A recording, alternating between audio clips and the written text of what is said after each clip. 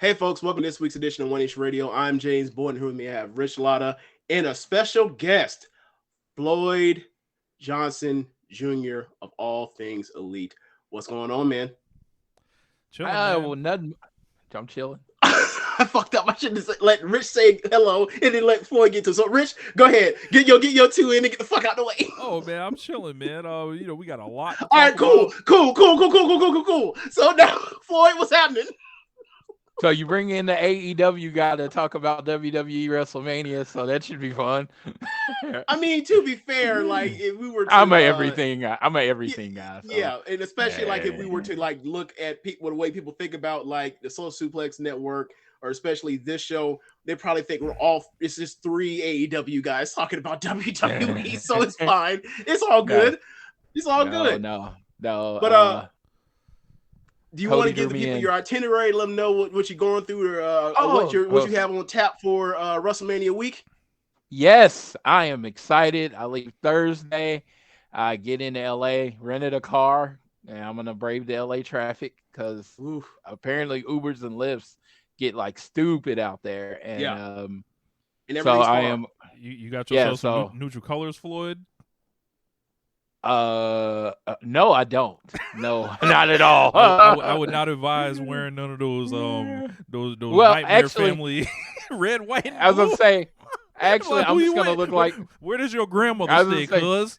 As I say, everything is gonna look patriotic because like everything I have is red, white. I got my pink FTR shirt, so can I see FTR the shoes? Ball is my homeboy. Can I see the shoes? Can you show the shoes for the stream, Floyd? I don't know. Yes, I don't know if the light can see it. These are my red, white, and blue. Lift it up just a little bit more.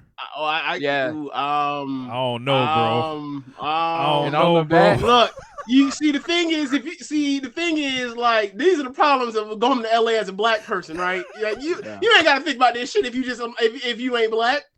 Yeah, this is only shit we got to deal with, right? Yep. Yeah. Fucked up. Yeah, I am going to predominantly. Do not be looking up at the Hollywood sign for more than 5 seconds. I will be predominantly where the Caucasian people are, so that works for me. Look, you say that, and then I also heard you say something about Roscoe's Chicken and Waffles. We just saw a motherfucker get shot up for his chain out there like last year, right? Look, yes, I did. Somebody pointed it out, and I'm going to that one. I'm going to that Roscoe's Chicken and Waffles. Oh, just don't come out there looking like a meal. Just come out there looking like wealth. That's all I'm saying. Gonna come out. Okay, so I'm gonna come out in my Under Armour rock sweatpants, in my Cody shirt, and my slides. I don't think I'm gonna be looking like wealth. I don't think I've ever looked like wealth. Ever. I'm just saying. And you say you come out there with a Cody shirt. Does that have red or blue on it? It has both? Red, white, and blue, so it has both. So they kind of cancel each other out. I don't know if that's gonna save you. Just like the shoes, same thing. That white is not gonna save you. Like we'll see. Oh, I don't want to say we'll see. Like I said, I'm like, you fuck around and find out. I'm not mean that, like. Just keep your eyes open. There's gonna be somebody that emerges with a story. That's either a fan, that's a wrestler, definitely. Something that that stadium is in Inglewood. All right, play with like it. The thing that's always interesting for me is like you can say that about any WrestleMania city. Like where's the story of somebody that's does a show or whatever else getting fucked around and in the wrong side of town and anything like that. It's yet to happen. LA has a great chance for it to happen. It really does. Just like, as much as any other place. This is the one I didn't want to go to. I had no plans of going to WrestleMania. I was like, I was going to skip this one, go to Philly next year. I mean, this was the plan. And then my favorite wrestler screwed it all up and won the Rumble.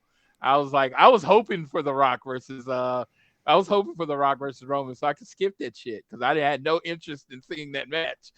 So I was happy. I was like, man, put Cody and Seth in whatever makeshift match you were gonna come in. Maybe it's a casket match or whatever, and I'll sit my ass at home and watch it. I I had no plans, and then it was like, oh yeah, we're just gonna put your favorite wrestler in the main event of WrestleMania. Has there any chance that you've talked to Cody since Royal Rumble? Okay. I was gonna say, honestly, he doesn't talk to me. If he ever has a conversation, it's with the number one Tiffany. Like me and Tiffany. Him. Yeah, I was like, he says he knows me by my name. We always get the hug, all that stuff. But yeah, I'm a fan. You know, she is the number one. I'm the 2 and she the 1. You know what I mean? Seamus Nova says need Floyd to rock some sky blue merch. That is no, we do not need that. I do not. I don't own no sky blue merch. Yeah. So hey, Black Saber Jr. brings up a good point. WrestleMania is in LA. Does Floyd need to check in with the Bucks? I mean, you know. Then the pay times when they come to his area. You know, come to the area. Pay times. You know, you gotta make sure you all right. Are you gonna make a pilgrimage to Reseda? I'm like going to Mecca. Are you gonna go to your pilgrimage? I'm gonna see them Saturday. I'm doing the meet and greet with them. Or Friday or Saturday. Floyd literally checking in with the Bucks. I love it. Yes, you know. I gotta let them know. Like, hey, I just have to let them know when it comes to FTR and the Bucks, I am firmly in the middle. That is my number 1 and number 2 favorite tag teams. I think you can like both styles and not have to hate anybody. I'm just like, I'm a weirdo. And there's no side. Like, my side is AEW. That's my side. Well, I picked a side quite a while ago, and I know you guys loaded up this show and you see WrestleMania on this thing, but I'll be damned if I didn't hit the music to talk about Waka Tsukiyama.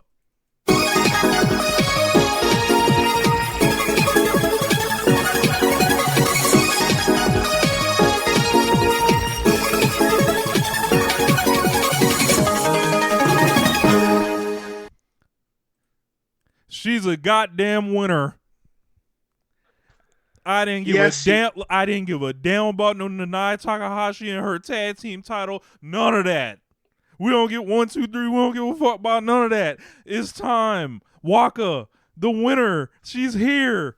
Do it for the city. New York, stand up. The Queen of New York has arrived. You saw the gear. Orange and blue. Putting Nanae Takahashi's shoulders on the mat, rolled her up, treated her like a young girl. A goddamn winner. I told y'all on this shit. I got the tweets to prove it. Oh man, the walk, Black Saber wasn't nobody going harder for Waka earlier than this show right here. Waka. Oh man, what a journey. Like, where do you want to start with this? Do you want me to recap the entire story and then get to the match, or do you want to talk about just the match? Look, I think. Here's the story. It has been over 2 years. It's been close to 2 years. She showed up after the Grand Prix, so she showed up in the maybe even the late summer, like August of 2021. She showed up. This woman showed up, a god awful wrestler with a lot of fight and heart, and someone who earnestly was wanting to get better and really put the work into it in the fucking pandemic. That's the time of all time she started to show up in. Yeah. She there's a little bit of memery with Waka. There always has been. You know, we put her on the Flockavelli memes and everything else. I don't know how aware of this she is or anything. Probably not at all. Which like, who the fuck is Waka Flame? Which is even better. Yes. She didn't even need to, Right. But then she slowly started getting better and better. And I remember a match she had with Hannon for the Futures belt where I thought she was going to win. Right. Never won a match in Stardom. Never won a match in her career.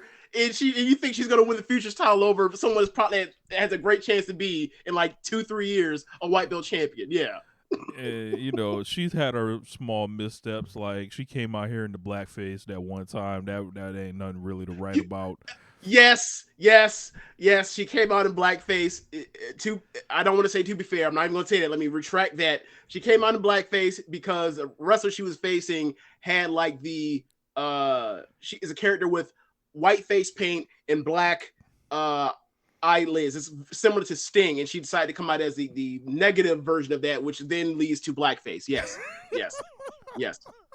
So it all built up here to like where she was being threatened by Tam Nakano that she needs to win, or she needs to win or step from Cosmic Angels, and then that's not the story. That's not the story. It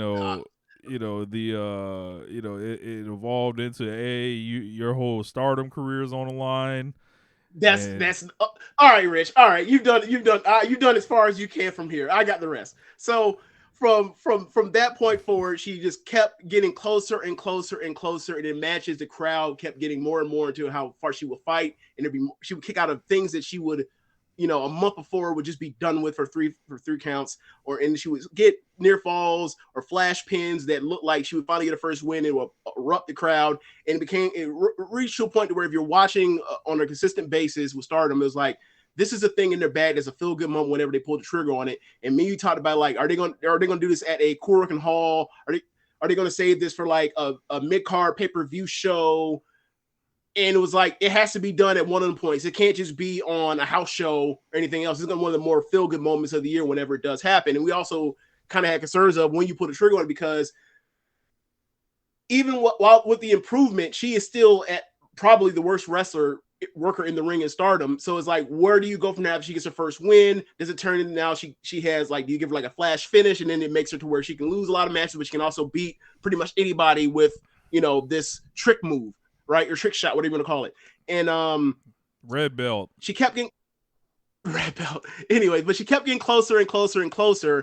And at the end of the year, after Mina and Cosmic Angels goes away after getting a few of her teeth kicked in on a freak accident in her title match for the white belt, you get this weird thing. And also with Unagi, transitioning out of Stardom and into more freelance stuff while still being loosely affiliated with Cosmic Angels, you kind of get the sense that the status quo is going to have to change. So Mina comes back and she starts up kind of her own subgroup inside of Cosmic Angels called Club Venus, in one of, in the name of one of her nicknames, Venus. And you're kind of like, oh man, this is what's going to happen with like what happened with Cosmic Angels being a subgroup of Stars when they broke out. Like, what's going to happen here? And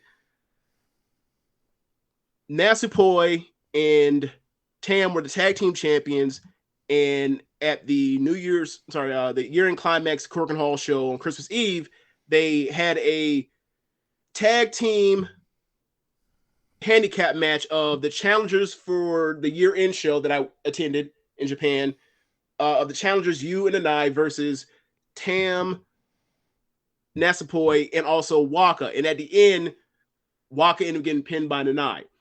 So Tam, seeing that they lost 3-on-2, was like, hey, this has now been going on for over a year now. We're at like the 15, 16 month mark, map or part of the journey or whatever else. You begin closer and closer and closer. Maybe I'm not the right teacher for you. Maybe I've taken you as far as you can go. And if you need to win, maybe you need to go somewhere else to learn whatever I can't teach you. So if you can't win at the end of 3 months, then I think that you should leave and find another home for you. So that leads to her at trying to find ways to get better in the short amount of time she had to get this win. So she challenges Nanai, the first red belt champion.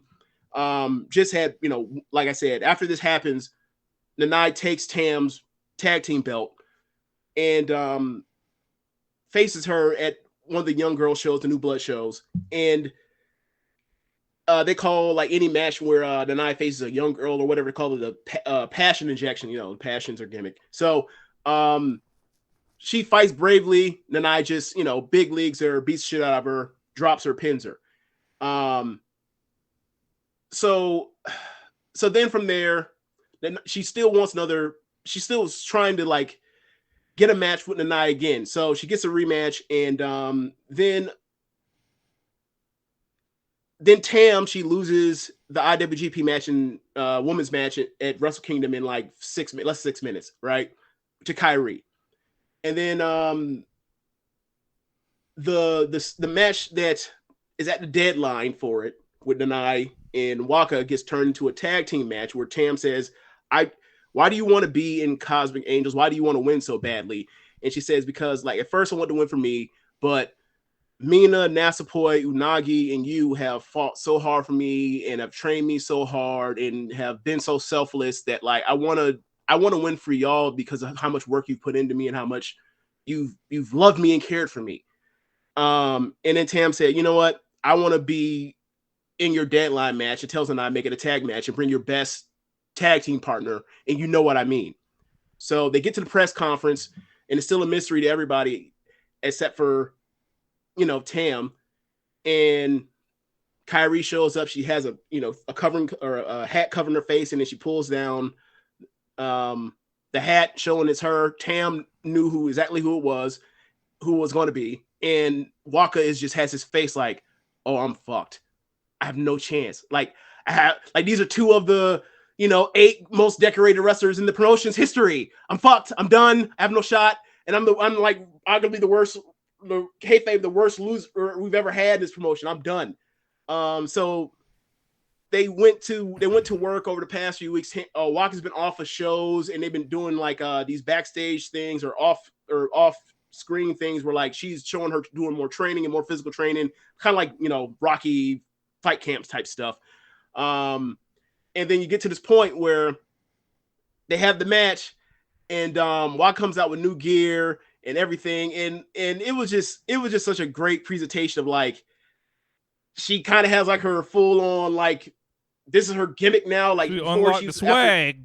She unlocked this. Yeah, she unlocked the swag before or after a certain amount of time when she was trying to show she was more serious about wrestling. Like she would run straight down to the ring like a young, like a young lion in New Japan or whatever else.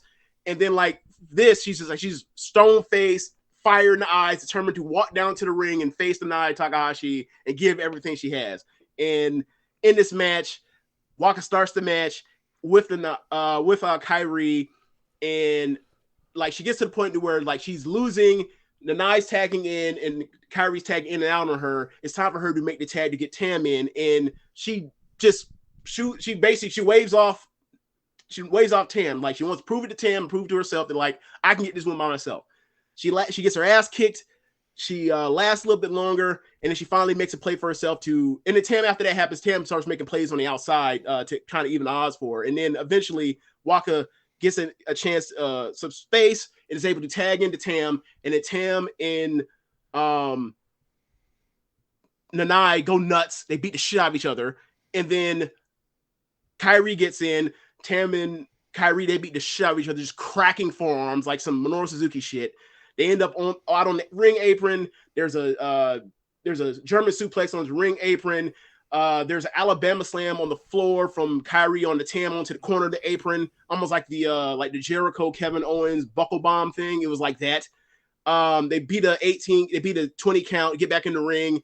There's multiple teams making plays as far as turning into a 2v2 inside the ring.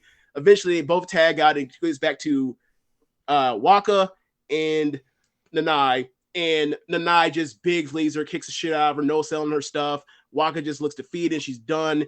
And Tam keeps making enough plays to eventually the odds get turned. Tam makes some gets in some double teams, and then eventually, like Waka starts getting near fall after near fall, and she keeps getting closer and closer. It gets to 2.8, then it gets to 2.7, it gets to 2.8, 2.9, there's a 2.9 and 2.9, and you just want her to win. And then like at the very end, Waka is able to like get her flash finish and then turn into a different cradle at the bottom of it, and then gets the 3 count, and like the crowd erupts. Everybody's so happy, tears everywhere. It was great. It's one of the better moments in wrestling in the last 6 months that I've seen.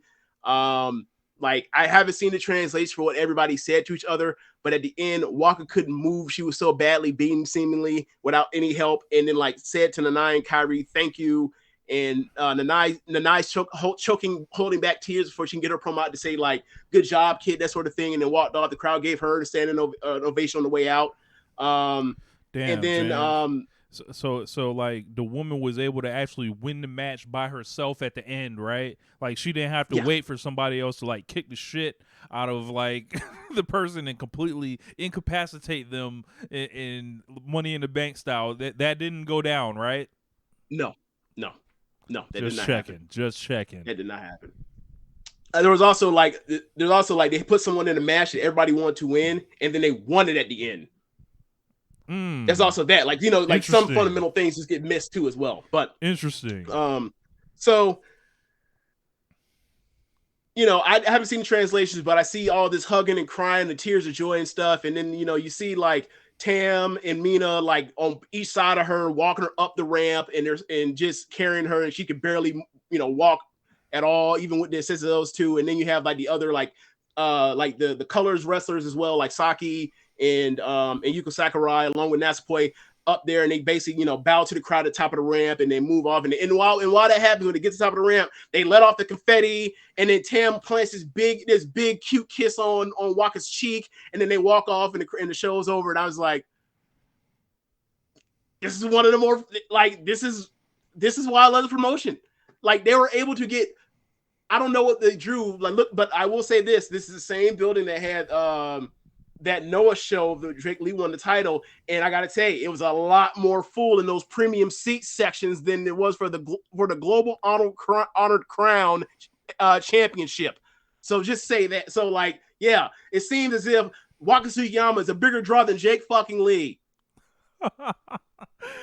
Oh man, well, Waka, you are always a winner to One Nation Radio, and now the world knows it too. So, very happy for Waka. Very happy. Yeah. I mean, I don't know, because every time you kept saying Waka, all I could think of is Fozzie Bear. Waka, Waka, Waka. I don't know if it's like, I was like, Waka, Waka, Waka. That's all I could be thinking.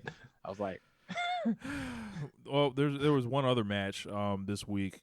Kenny Omega versus El Hijo del Vikingo on AEW Dynamite. Ooh. Woo!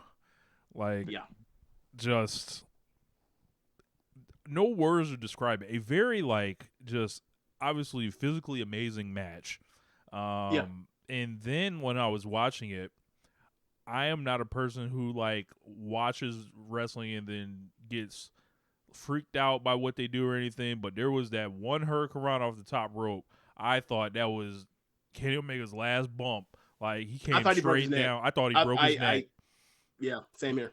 And I was like, well, I was horrified. I watched like about 3 more minutes of him moving around, and I was like, that's why we lift weights, baby. And he was back up. So like, like all this is, the Best Bout Machine, had it right, but Vikingo just comes in on one night. Just loses his goddamn mind, I call that. I've never seen that before match, because every 3 seconds I felt like I was like, I've never seen that before. I've never seen that before. How did he do that? And I'm just like, that was everything in that match, and it was just like Kenny Omega, man. He's like, hey, do your shit. What do you got? Yeah, do it, do it. So I made the joke last week that I was like, when Vikingo does an inverted 630 off the top rope to the floor, like what are they going to say then? Like he didn't do an inverted 630, but he did do a running double jump 630 through the table on the floor. And like when you talk about the danger from that camera angle, the first thing I thought was, did he just bang his head on the apron when it happened? Dude, anybody see a replay to see if that happened or not? I don't know, but it was very close if he didn't. Yeah, the whole time I was like, did he bust his head too after Kenny just nearly broke his neck? And I'm like, man, they're really putting a lot into this match. And I thought that for a lucha match, like Rey Mysterio, like in 2018, kind of not mastered this, figured it out, but it's like if you watch Rey Mysterio 2018 match, like the Andrade stuff he was doing, is like he's doing all of his big stuff with this much stuff to link it all together in the way that people like their pro wrestling, in the way that they say they like it, right? But the thing is, he's laying down and selling between the big moves, And this is like the closest example of like a Kenny Omega match with a luchador where this happened in that way. Like normal, like the matches with like Laredo Kid or with Rey Fenix were way more faster paced than this and had way more kinetic tissue between all the stuff. But the big moves told the story of this because they sold their asses off. And like, I don't know if anybody has said like this is, you know, some bullshit atrocity match. All it is head scissors and flips and all that kind of stuff. Like the people talk about Rey Mysterio back on mission boards back in the 90s. But like this was like exactly like what a good luchador or lucha libre match, quote unquote, should be to the people that complained about lucha libre being fake and all that shit. It was awesome. I was totally enthralled. That is absolutely how you sell the pay-per-view for your second company. It's like, oh, here's this amazing person that you've never seen. Oh, you want to see him again? Oh, you got to pay next time. And he's fighting Commander. Yes, and it's like, yeah, I featured both of these two people in the last month.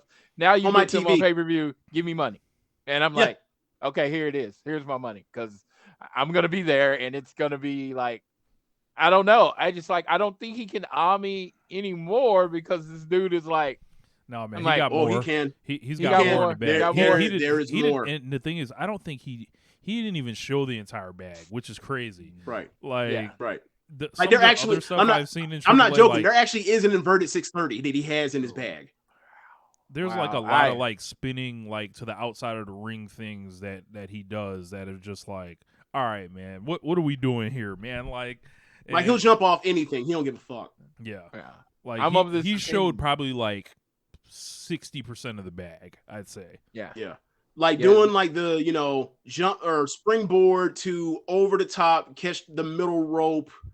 You know, what do you call it? Phoenix Splash stuff. Like, yeah, he's very creative, very creative. You're going to see, like, you're not going to run out of things on him unless like you've seen like 100 or like 20 matches of his. Like there's that much stuff he's done that I've seen just from gifts alone, let alone some of the few matches I've seen in him in Mexico. He's incredible.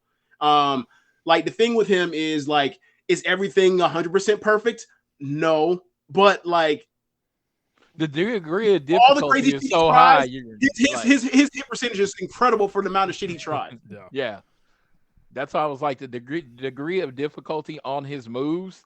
I'm going to give you the benefit of doubt because you're not supposed to be able to do it. You know, like he did like 3 moves in a row where I was like, I think he's the only person that can do that move. And I was like, I'm like, you're like, it was like, it'd be great if you could, it'd be like, oh, there's going to be some copycat Vikingos. Like, no, they're going to die, unfortunately. They're going to try. They're going to try. They can't do that. They're going to land on their head, and I'm going to feel really bad for them. So, no, that match, as a person that was experiencing Vikingo for the first time, it was like, take my money. It was like, oh, he wasn't on my WrestleCon list. He's now on my WrestleCon list for people to meet. I'm like, I'm a fan, and I imagine a little kid watching it. Right. He made a bunch of fans that night. Right. Like for you know, for a while now, I've wanted one of my dream matches is like, I kind of think like my favorite wrestlers as far as things they do. And like, I've wanted a Rey Fenix Vikingo singles big match for a long time. And like, when that happens, Vince Carter, it's over. I was waiting on this one obviously since like 2021, and it was like what else can you say? Like, incredible match. And it's I got more to say. It's just like, yo, like the amount of pressure that was on them to live up to the dream match and all the bullshit discourse, and the match drew very well, which is a big giant L for you know, a couple of folks that were online. But you know, thanks for the indirect promotion. I'd imagine. But this was just like this was sensational, and like it's almost just like I don't have enough adjectives to describe it. It's just like this is excellence. Like this is AEW. Like this is what the shit is. Like this is like when I thought of this promotion. Like these are the type of things that, you know, I was thinking of. So very happy about that. Dude, if you set up the rematch in Mexico. If you have two excellent wrestlers, I know there was the story people out there. I'm like, you got two excellent wrestlers to put on a match. The match is the story. I want to win. Yeah, that's the story. That's it. That is always the story. The story. You got two people. I want to win. I want to beat that guy. I don't know why people have decided that you need a year's worth of build up on every match that you have. It's just like 1, 2, 3 submission. I have some like guesses on why that is, because like they grew up on a type of wrestling where like the matches that aren't like billed as having a story behind them are the matches you're not supposed to care about unless they do something that absolutely floors you. So like I think that's kind of the thought process is like they've been watching North American Pro Wrestling be like, hey, we got Juventud, we got Rey Mysterio, we got Psychosis, we got Eddie Guerrero, and they're, tearing down these undercards, and we got, Benoit somewhere in the mid card in Jericho doing interesting things. But like the only thing that matters is like what's going on with Sting and what's going on with the NWO, or what's going on with Goldberg, or what's going on with Ric Flair. And I think that is, and also on the other side, like what's going on with Undertaker and the Ministry of Darkness, or I'm sorry, the Corporate Ministry, or the McMahons, or Austin, or Rock. So like I see why they, if it doesn't have a story, it doesn't mean it's important, but in certain cases, I get the perspective on this, but this one is like, the draw is, if you've ever heard of Vikingo, you've seen some of his work via gifs, via video, what have you, and you know that he can do incredible things, and you know that Kenny Omega is one of the greatest wrestlers of all time, and he's still in his athletic prime, or he's not past athletic prime. Can you just imagine what could happen? And then people started to shit on it because it doesn't have a story. It's like, the story is you're going to see a laser light show, you fucking dorks. Yeah, or they just called it a dream match, and it just like sent people up the wall. Like maybe that's what it is too. And then the 5-star rating came out, and then all the same people were they couldn't resist bringing up Shawn Michaels and the Undertaker and all this shit. Here's my question, right? It's every time, bro. Every time. Here's my question, right? When someone does a dream match thing and they want to know what the story is, right? Think of all the times WWE has booked some match that you could consider a dream match for WrestleMania, and then the story is the drizzling shits, and you're like, hey man, maybe you should not just get that shit out the way. Like, think about this, right? If they actually did have pulled the trigger on Sting versus Undertaker, what the fuck was the story going to be about that you would have cared about outside of just seeing them in the ring together? It would have been would it have made it better? Would it made you care more? No. Like you saw the story between Triple H and Sting, like right for not. He's vigilante. Match. Wait, no, he's not. Oh, he's here to avenge the WCW.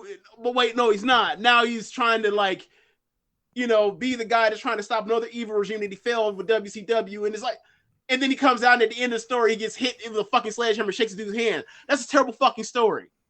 Thank God. Fun match, terrible story. Thank God Tony Khan came in and showed how to book Sting. Good God. Oh man, that WrestleMania 31 hurt my feelings. Also, another prime example. Prime example of Sting since 2005. Never missing. He hasn't missed in almost a decade, Rich. So we have obviously. One thing I want to give shout out to Kenny Omega. I mean, incredible work as doing like doing the thing of, I'm letting the dude do all as much shit as he possibly can. I'm trying to make him be the focus of attention. And I'll win at the end. Like, he did a great job of bumping and basing for all that stuff and selling his ass off for all that incredible stuff. And like, just a great job, just incredible, underrated like thing. People want to talk about Vikingo for the next, decade because of the stuff he did in that match. But like, that stuff cannot get done without the stuff Kenny Omega put over in that match. And he did not have to do it for a dude that he's that much bigger than. He did not. I mean that in more than one way too. I'm talking about stature and also like, and also recognition. Yes. He got him over on an American audience, you know, and it's just like in a loss, no one's talking about who won that match. Right. No one's talking about who won that match. That's how it's supposed to work. That is how you get someone over in a loss. You don't have them singing with Tyson Fury after the match or whatever. That's not how you get someone over in a loss. How today is how that Wednesday was how you get someone over in a loss. Yeah, man. Oh, Yeah. dude, Drew McIntyre's booking last year broke my heart. So I was like, it hurt. That hurt. Like, I'd rather him just not been in the match. You do, slide right back up to go fly out to LA. Hey, you know me. Floyd, when do you fly back in? When do you fly back? I fly back Monday, tentatively. What time? Because tentatively, I'll be here about 9 Eastern. So yeah, 9 Eastern. Okay. Yeah, it's tentative because Cody wins. Right. Cody wins. They say, hey, we're gonna open Raw with Cody. Floyd might be staying for Raw. I'm just like I'm trying to stay liquid based on that, but I might be flying home with tears in my eyes. So we'll see how that works. So when I said to Rich, do we need to try and lock in Floyd for this Monday and also next Monday for the pit? Look, because like it's gonna be like when if UGA was in the national championship game, like win. We bring him in. Loss, we definitely want him in. So it's like, hey, like, boy, that is some great radio. I want to hear that man burn. I want to hear that. I want to hear Floyd. If it comes to the worst way, that man burned down all WWE merchandise he has. It doesn't have Cody's like logo and insignia on it. Yeah, I will tell you this, and I will tell everyone that's listening. Unfortunately, I'm a little. We are all older, so I have not been this emotionally invested in the actual outcome or winner of a match since WrestleMania 12. And I always say WrestleMania 12 was like I graduated. That was like my last match as a kid. In the kid mindset, I hope Shawn Michaels can beat Bret Hart. I was in that mindset, and he won, and I was celebrating and all that stuff because I didn't think about booking. I didn't think about drawing, all this stuff. I just wanted my guy to beat the other guy. Yeah, for this Sunday night too, I will be 12 years old again for about however much, 30, 40 minutes, however much that lasts. Like, I care who wins. It matters. You said for how long? How long do you think it'll last? How long 30, you think 40 minutes? Last? I mean, I said 30, 40 minutes. Yeah, it's Cody. Cody in the other. Cody comes from the Triple H lineage. He wants to. 25 minutes. Get the fuck on. No, see, you say that, but he comes from the Triple H lineage. It's WrestleMania 32. Just start the shenanigans earlier. Then you ain't gotta wrestle 20 minutes and then start the shenanigans. Start wrestling 8 minutes and then do it. Yeah, just start all the stuff in like 8-minute mark, not 20. Come on, dude. You're gonna have run-ins. You're gonna have tables. Cody's gonna pull out a sledgehammer. That's gonna be 30 minutes, dude. This dude went 29 minutes with Nick Aldis on All In. You don't think he's gonna go 30, 40 minutes on his main event of his WrestleMania? We don't know if it's actually his main event if he loses. No, it's still his main event. Again, I will say this. I've said this before. The rational side of me. This is outside of my emotions. Floyd, when Cody left, and me as a fan, it was like my whole goal. AEW didn't exist. My whole goal was Cody, go away, get bigger, build your brand, come back and main event WrestleMania. That was it. That was the goal. He has hit the goal.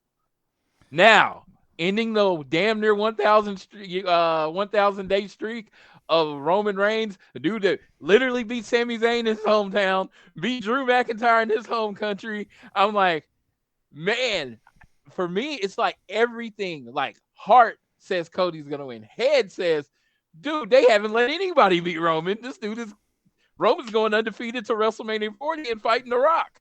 That's what my brain is saying. And so I'm having this complete brain. But if you talk about the goal, he's already hit the goal. You look at the 16 different shirts they have on the shop site. I mean, what this sounds like. It sounds like Rocky. He just wants to make it to the final bell. It don't matter if he wins or loses, as long as he makes it. We might as well transition into the official WrestleMania preview. So Roman Reigns versus Cody Rhodes for the Universal Championship Dude, and the other one, I think. Yeah. No. Yeah, it's for both. It's for both. Yeah, I think. Yeah, it's for both.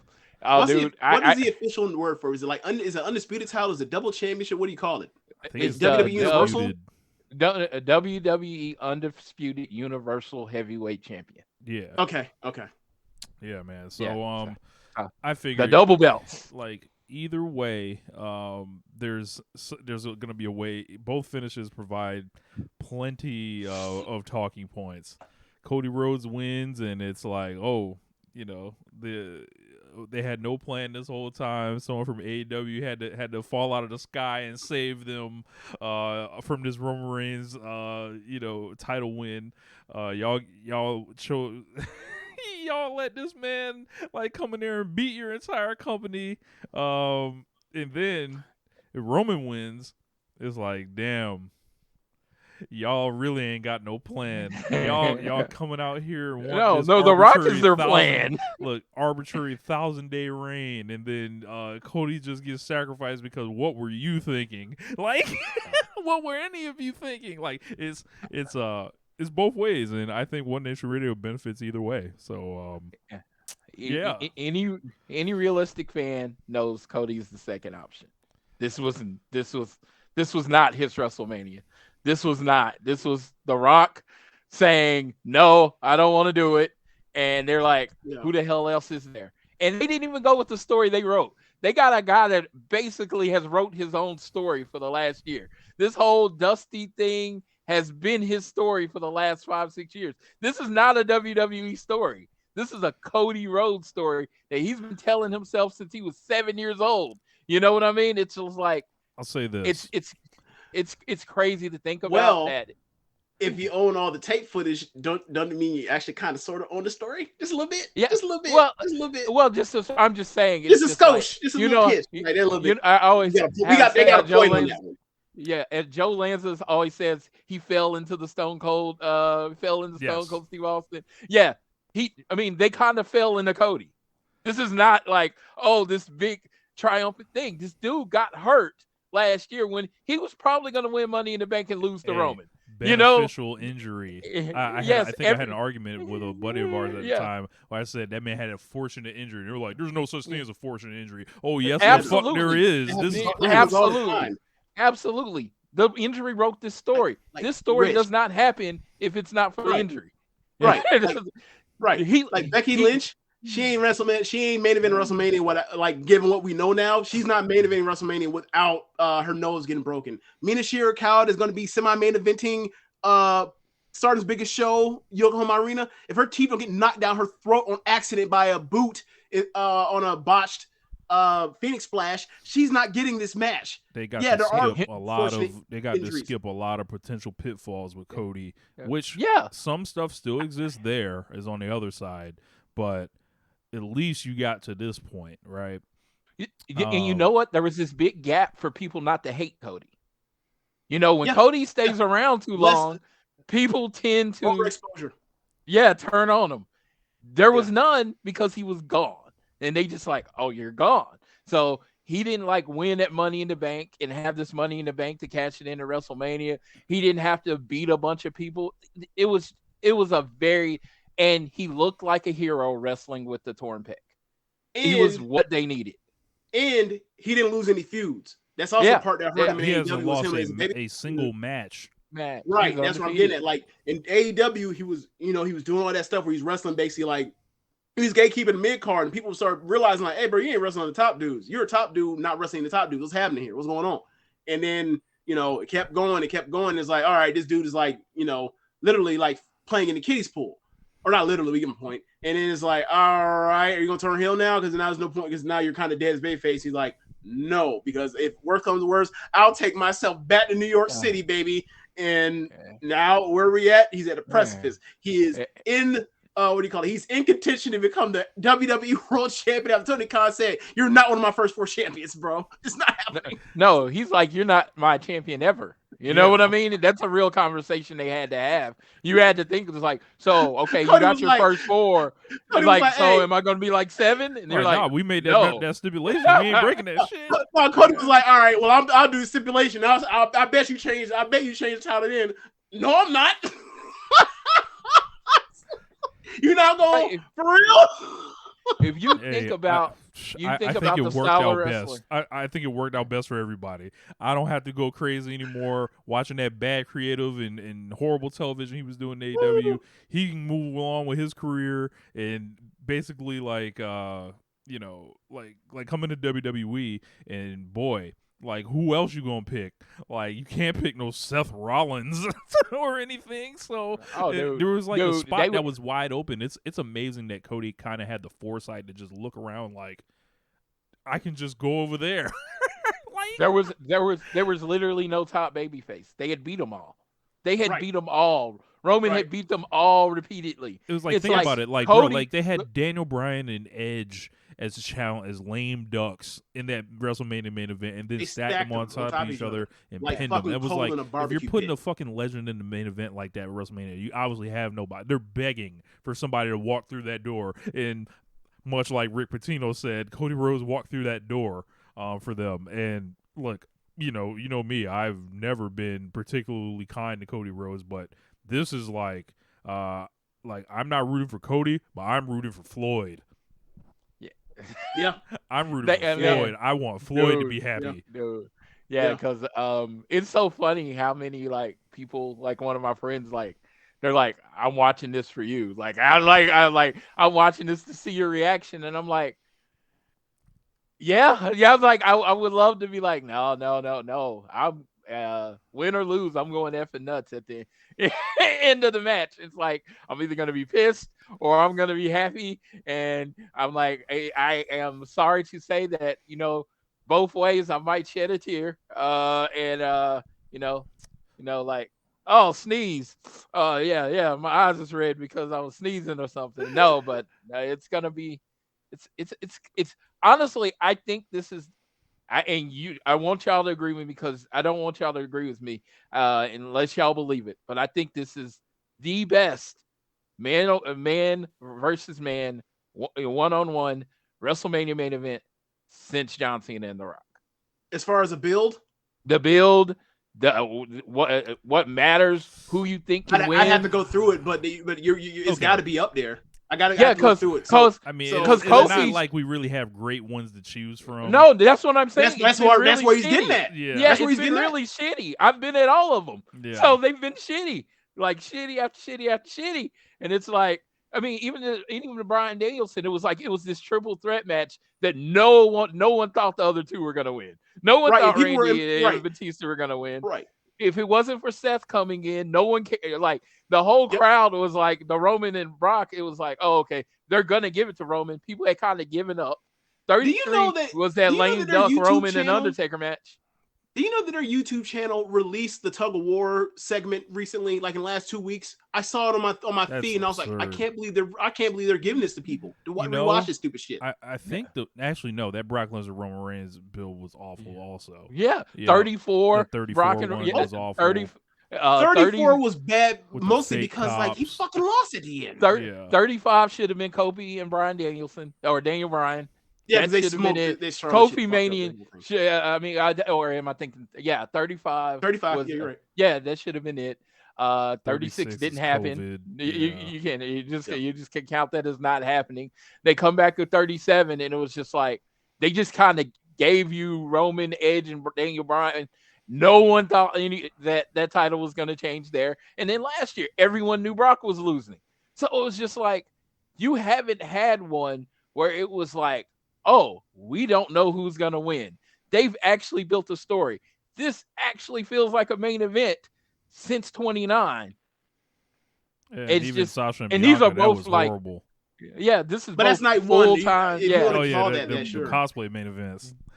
Yeah, you get to say you main evented without main eventing. Right. Yeah. And someone was like, like Cody and Roman were going to be night one, and I was like, dude, I'm not going if they're night one because I already know the result. Like this. Let's talk about that. Let's talk about that. Like, go ahead. Yeah. So if Roman Reigns wins this, because I think there's fully a path for that, right? The second that they brought up, like as part of the build, right? I'm not crazy about this build. Obviously, the Dusty porn was just like, I've heard it at this point. I think we've all heard it at this point. And that's kind of like your like when they were doing that, I think that's a safe path to victory for Cody. But once like Roman Reigns started dropping the shoot AEW comments and you couldn't get over there and you had to run there, that is that little seed of doubt, I think, where it's like, are they really gonna let this AEW dude from AEW like beat the big dog Roman Reigns here? Like, and knowing what Paul Heyman and I talked about it for a while, like, do you think they just want to get one match out of this? Because I think they could fully try to get more than one match out of this. And I fully think you don't think that we're beyond like you don't think we're beyond the dual bullshit finish in the main event of WrestleMania now at this point? You don't think we're past that? You just want to pass them? I think that they could fully change the belt, right? But I think we're staring at a dusty finish here, and then there's going to be some type of like I don't feel like we're going to see a definitive Cody beats him, lays him out clean, 1, 2, 3, that's it. I think there's a match restart here somewhere. I think there's some kind of out. Shoulders up and miss, kind of like WrestleMania 35. Bro, there's something. Like I can't shake that feeling of there being something to like basically get it back, like whether it's like a double count out or like there's some like I don't know, there's some type of bullshit that happens that causes a dusty finish, because there's no point in like this match happening with these two guys and all their shenanigans, and it's just gonna be so over dramatic. It's like it's gonna be so like the worst of the worst when it comes to all that stuff. If this I could say one thing, pace match. Oh my god, have we considered this yet? Have we even thought about the match quality here? No. It's I have. I mean, it's he's gonna try to take it back to Crockett. That's what I mean. That's Cody's style. You know what I mean? He's gonna try to take it, and they're gonna be working chin locks and stuff at the beginning of the match, and people are gonna hate it at some point, and then some people are gonna love it. But that's Cody's style. The story shit, like it's gonna be like I'm telling you, like there's gonna be a rush to crown this shit before it even steps in the ring. Like it's gonna be it's gonna be heavy. If I could tell Triple H anything, I'm gonna tell him about this match. Shit or get off the pot, because the worst thing they could do for Cody. The worst thing they could do for Cody, if Cody is their guy, is him not just win this match. I think it completely cools him off. Either way, I think you're getting the match or you're not. And I even said, rather than a screwy finish, I'd rather Cody just get speared in the middle and lose. I mean, make it count either way. Either make Roman the greatest WWE champion of all time, 1,000 days. He's past Hulk Hogan. He's the greatest. He's main evented more WrestleManias than anybody. Either do that or you go with Cody. I don't care which one you do at this point. Again, this is me like not trying to take all my passion out of this. It's just like, but you have built, this has fell into your lap as this perfect, big, monumental event of Triple H's reign, of his regime. This is going to set the standard. You don't want to go back and do a Vince thing. Give us a winner. I don't care who it is. Yeah. I hope that everything is clean, one way or another. But, Oh no, there's gonna be shenanigans, but I'm just saying. When will it comes there be to an the Uso end, that we have not, or will there be a family member we have not seen yet that shows up in this match? I was gonna say something similar. I was gonna be like, what do you put like if there was a prop sporting bet on this? Is like number of like run-ins in this match of people that aren't Cody Rhodes or not Roman Reigns getting involved in this match. Like, what do you put over under at? I'd say 6. Do we have 3.5? We're pretty sure that Brandy Rhodes is showing up during this match, right? I never thought about that until now. I mean, she'll be at ringside. She's I don't gonna know neutralize if Paul Heyman. She's gonna slap him or some shit like that. Like, man, we're about to get it all. Like, dude, they've look. Has Tony Khan called and tried to offer Arn Anderson like to just poison the idea? Is like, has TK made a call like, hey, what do you need? Dude. No, I think we get Randy Orton. That's been I've heard the rumors of him being there, and I just like the bloodline put him out. I think we get Randy Orton. Man. I mean, Randy Orton to help little bro Cody Rhodes. Yeah, Cody's mentor, blah blah blah. You can't use Triple H because you know that's Cody's god or whatever. So you can't use him because he can't wrestle. So the next best thing is the leader of their group, Randy. And like I said, he has a beef. He has a built-in beef with the bloodline because they put him out. So, man, this sounds like it can go a lot of ways. And that's what I keep saying. That's why I'm like, that's why I say this is one of the most intriguing main events in the last year. I could very well see Roman getting there, winning the match, and then Cody, putting everybody out, and they have a sing along with Cody moment, just like they did in England. As I tear up everything around me and walk out and push down 3 little kids on the way out because they look stupid. I don't know. I'm just Bruce Springsteen, Born in the USA. Yes, no, dude. Dude, there's a lot of ways it could go. It's like you really can't tell me an ending where I can't say. Like, even when my friend was like, "Oh man, they're gonna do a double DQ," and I'm like, that would suck. But you end up getting mad at it because you're not mad that they suggested it. You're mad that it can happen. And you're mad that is an actual thing WWE might do. It's like, again, why I'm AEW, don't have to worry about that with TK. I don't even have to. That doesn't even come into my mind. MJF and Bryan Danielson ending in a tie didn't even enter my mind because I know I'm going to get a winner. Whether I like it, who wins or not, that's what I know. WWE, they're going to flip a coin and say whatever. Let's go on the record. Let's go on the record. Who we picking? Floyd? I'm drinking tequila because I'll be celebrating. I'll be celebrating Cody Rhodes, your new WWE undisputed World Heavyweight Champion, with a tear in my eye, the happiest moment of my life. James? Sorry, Floyd. I don't think it's going to happen. I don't blame you. I thought, look, he's supposed to, Rock's supposed to come in and wrestle Roman this year, which means Rock's supposed to put him over. Like, if I'm, and I said this to Rich a couple months ago, like, if I'm Roman Reigns and and they calling me and telling me and hitting me and saying, hey, all right, we're going to try and get, your play cousin in, he's going to do the JOB for you. You're like, all right, cool. And then the next thing you know, like, you get, like a month goes by and they say, yeah, we're going to push you with Cody and we want Cody you want you to go ahead and lose the what? Are you? He couldn't even be fucking champion at the place he was just at. Fuck no, I'm not putting him over. So, like, y'all gonna have to show me. Y'all got to show me before I believe it. I'm sorry. I'm not ready to walk out in front of that fire. You know how they say you got to walk out and like in your truth and all that. Well, I'm not ready to tell y'all the truth about Cody Rhodes. Like, they're putting him over like that, and that's a great point James made that we talked about on the show a couple months ago.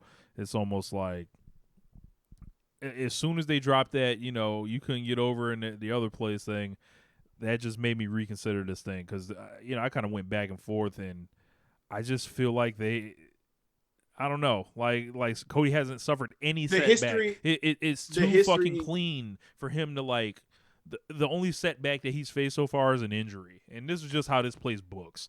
Like, there has been no heartbreak with him really here, and I just don't trust them to do it. Like, right. I'm rooting for Floyd to win here, but I'm picking Roman Reigns to win. And same here. It's like, Roman should absolutely not get past Seth or Sami Zayn and Cody. He should absolutely not. I just feel like he is because this is how this company is built on heat. I don't want it to happen, but it's like, again, I always say head is saying it's Roman. Head is saying 1,000 days. Head is saying the greatest WWE champion of all time. I mean, it might end up being Cody that eventually beats him. But maybe I just don't. Maybe it's not tonight. Yeah. Right. That's what I'm like. It's like, But wow, it's just like I don't even know what to say at that point. Like I would like this is the same company that had Brock Lesnar beat The Undertaker Street, beat the shit out of John Cena to then put Roman Reigns over that guy, Brock Lesnar. Yeah. And then they decided to not do that. And then eventually that win that was supposed to be meant for Roman Reigns went to Bill fucking Goldberg. This company's incompetent. So no, I don't trust them to figure this out. Or I just my reasonable expectation that they will do something wonky and something that doesn't make sense because that's what they do. And so that I'm just betting on the history. That's all I'm doing. I don't doubt Cody will eventually be WWE champion because I think it's in his contract. Politically, I've been saying that from the beginning. I was like, the only reason he went back to WWE is because he put that in his contract. So I think the WWE title has to happen. Does it have to happen Sunday? What a mark to put a belt into your contract. I remember the first time I'd ever heard of it was Goldberg. I'd heard the rumor, all the signing, that he had to be world champion within a year, and he was the world champion within 3 months. And it's like I don't put it past Cody. I mean, I don't, because how much he loves wrestling, how much he loves his business, the history of this business. Wins and losses matter. He's said that forever. I don't put that past him, putting it in his contract. Actually, I said he'd be pretty dumb if he didn't put it in his contract, because they would have had that dude in Stardust again in 6 months if he didn't have all this stuff covered. Just be like, I just be like, hey, every 6 months I gotta out. I got a window to get out. Every 6 months, play with me if you want to. Dude. All right, man. Dude, hey, remember when you took that vacation the weekend? We're gonna have to extend you 71 days so you can't leave WWE. They would try some shit like that. So, Austin Theory versus John Cena for the United States Championship. What a substantial drop off in star power between Cody Rhodes and Roman Reigns to John Cena, who was the biggest star in the business, versus this fucking guy. This is Austin an absolute Theory. Waste. This is an absolute idea of what WWE thinks a star is in Austin Theory. I saw him wrestle Montez Ford a week ago, and Montez Ford just leaped off the screen compared to him. And that I'm not even talking about vertically or anything like that. No. But Austin Theory, we also remember we were talking about that hair club. He's in that hair club as well. That Ricky Starks anonymous, but kind of a different way. But John Cena, I feel like this is a colossal waste of John Cena in a singles match. And this just lines up with the goofy use of John Cena since what year? Since, hell, you can even argue 2017. You can even argue Rusev, because it was like, who is this guy? Even though, he had the big main event, but it's like, it wasn't somebody established or anything. Bray Wyatt, he was an up-and-comer. So, it's like, the big marquee John Cena matches, you look at the rest of this card, right? Come on, man. I think he could have put him somewhere else, but I honestly can say I'm kind of excited about this match, because I'm gonna sound like my boy Finishell that couldn't be on the show today. It's just I don't know what else you do with Austin Theory. You haven't really built up anything else. And John Cena and Austin Theory, it's like Austin Theory, that's the comp a lot of people put out there. Oh, even their moves is a lot. I know you don't, James, but that's a lot of people put him out there. He has the look. He looks like a young John Cena. So it's just, to me, the story, it works. If he was the problem 60 is pounds lighter. Right. I was going to say 30. Yeah.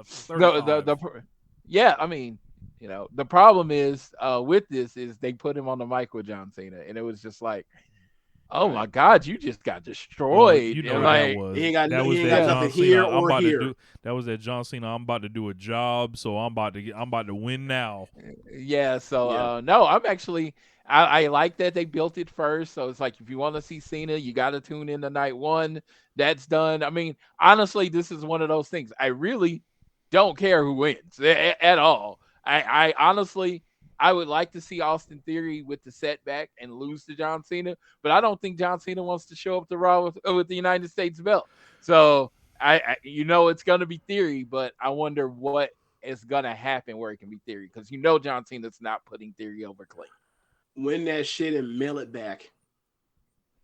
Win that shit and instantly vacate it. Leave that shit in the ring. Yeah. Like it's a race. I never had this version. Thanks. You have it back. Whoever can run out is the new champion. Yeah. Do a reverse battle royal. Yeah. I got nothing else for this, but yeah. Is there any chance, given like what we've seen out of John Cena, like since he's in ring post retirement, right? Is there any chance this match is even good? This is a 3-star special. Oh no! I said good. I think it's going to be 2-star special. But okay, so I don't know how familiar where it's evolved, because I always heard Austin Theory was a really good worker. He's a good wrestler. Yeah, he's a good wrestler, really good wrestler, and he can have really good. He can have really good matches when he's in there with someone better than him. I don't think John Cena is better than him at this point. Yeah, so I don't know. He was just kind of plain, personally. Yeah, I haven't seen any of these really good matches because I don't really go back and watch old wrestling. There you go. Yeah, as I say, I don't go watch old wrestling, and I thought he's good enough. He's a good enough heel guy because, for what WWE expects from people. So I figure he's a good enough heel. I don't think he's gotten to show a lot of his personality, and I've increasingly built on as he's shown his personality, and I understand that the character that he's trying to do. I just like, you're John Cena, and it's like, to me, there's two matches like this, and I think they're gonna both one guy to try to get the other by feeding this guy or whatever. So I don't know if it's not gonna work, but it's not gonna work. This is how I feel about it. I feel like maybe they've gotten to them, maybe it's not. Maybe they obviously they look at the roster, they know the roster age problem they have, and they know that like they need new people. And the problem is, this is the only new singles dude they seem to have any interest in actually pushing for whatever reason that is. But so this is it. And like and I feel like this is going to turn into a Corbin thing where it's like they're going to keep trying and trying and trying, and then we're going to look back and be like, this guy should have just been a tag guy to begin with, and like eventually they'll say whatever. But he's going to get a lot of chances because he has a great physique, and he's going to keep getting chances. But like I just don't see it as he's a marquee guy. I just don't. Yeah, way too early in his journey for this, but yeah. Fuck it. I'm picking John Cena anyway. I don't care. I'm gonna pick John Cena. I don't want the idea of him jobbing to Austin Theory seems preposterous to me. It just does. I mean, John Cena should win, but they're gonna give it to Austin Theory. Seth Rollins versus Logan Paul. This match is gonna be good. This match is gonna be good. I said this is third for me as far as my overall excitement of matches. I mean, it's Cody, it's the tag match, and then it's this, because gotta say, I hate Logan Paul. I hate that he exists, but he's exceptional at this, and I hate it.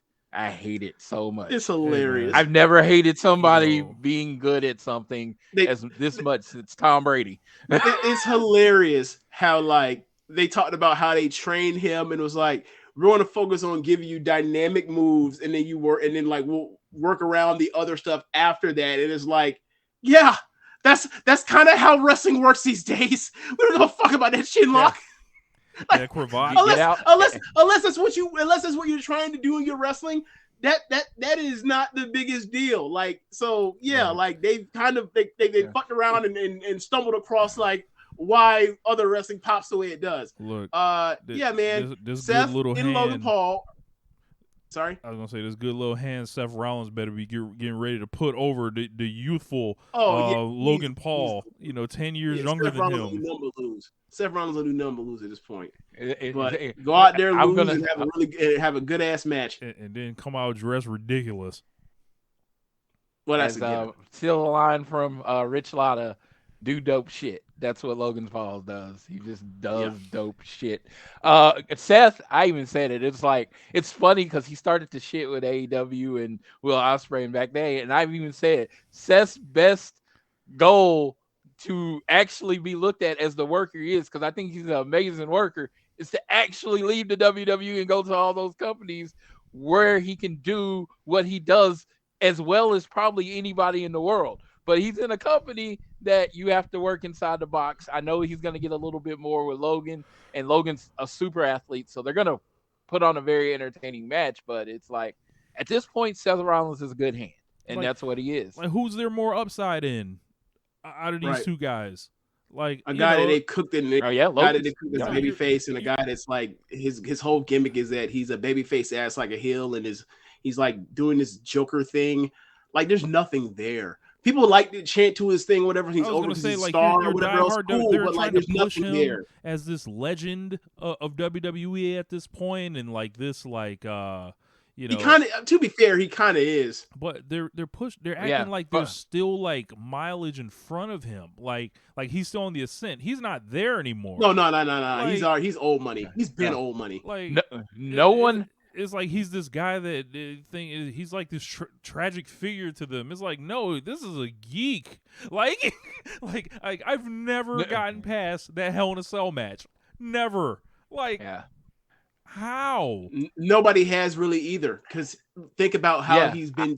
Think about how he's been positioned as whenever he's a babyface since then. They don't actually try to push him like he's fucking Cody Rhodes. They don't do that, or Sami Zayn. They know better. They have him be this. They have him be a goofy guy. Like you know what this character kind of is at this point now. Because I don't want to make full on comparisons because of the Joker thing. But like, this is like Joker Sting almost, where like he's just like, oh, he's over because he's a star, and he just they let him do whatever the fuck he wants, and he'll get over because he's been over for forever. And like, he'll have great matches when he asks him to have great matches because he's great. Like, bro. But like, there's nothing there as far as like, can this dude like win a Royal Rumble and like be the champion again? I would never do that with him. Like, he gains nothing from this. If Logan Paul, like if we're talking about who can stand to win and turn this into something, it's Logan Paul. Especially after that Saudi Arabia match with Roman. Yeah.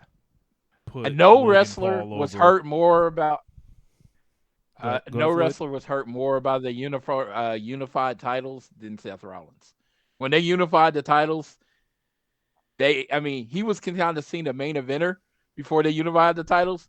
He is firmly a mid-carder right now. Yeah, I mean, they tried to like before Roman, like and they're like trying to make the Intercontinental and United States titles matter. Do what you want. No wrestler got hurt more about the titles being unified than Seth Rollins, because he could at least be the secondary world champion, and he can't even do that anymore. Yeah. Zora Hart says he might argue Drew McIntyre. He's on the list. That's another good one. It's another very good one. Oh, God. It's another very good one. 6-woman tag. The first of 3 different women's matches booked. 4 different women's matches with horrible creative behind all of them. Trish Stratus, Lita, and Becky Lynch taking on Damage Control. I believe there was a promo tonight where Becky Lynch called out Damage Control for doing the same thing since SummerSlam and turning Io Shirai into a lackey. These are all things that I would have come on this show and already said, but Becky Lynch said them first. As far as Trish Stratus and Lita hold on before we move on? Can I get your imitation of Becky Lynch saying the word lackey? Because that's Becky saying lackey sounds funny as fuck to me. In my mind. Lucky. Just a lucky. Lucky. Yeah, that's it. You Bailey's lucky. I don't know. I was going to say, you sounded Ukrainian there, not Irish. That sound like he's at war for his own motherland. They all white over there. I can't really. Holy shit. But 6-woman tag. These tag team title belts are tied up in this, so there will be no women's tag team title match. Sasha Banks once again laughs. But this is just this has actually got the most focus out of any women's match here. Is that right? From what I'm gathering. Yeah, man. Well, you got 2 Hall of Famers and they're their biggest woman star, so it makes sense that it's getting the most kind of promotion. I just wonder, I'm never gonna be excited about WWE six-person match, 6-man match, 6-woman match. It's a mixed 6-man. They all suck. They're gonna be the same match. And this is one of the 2 matches I really don't care about.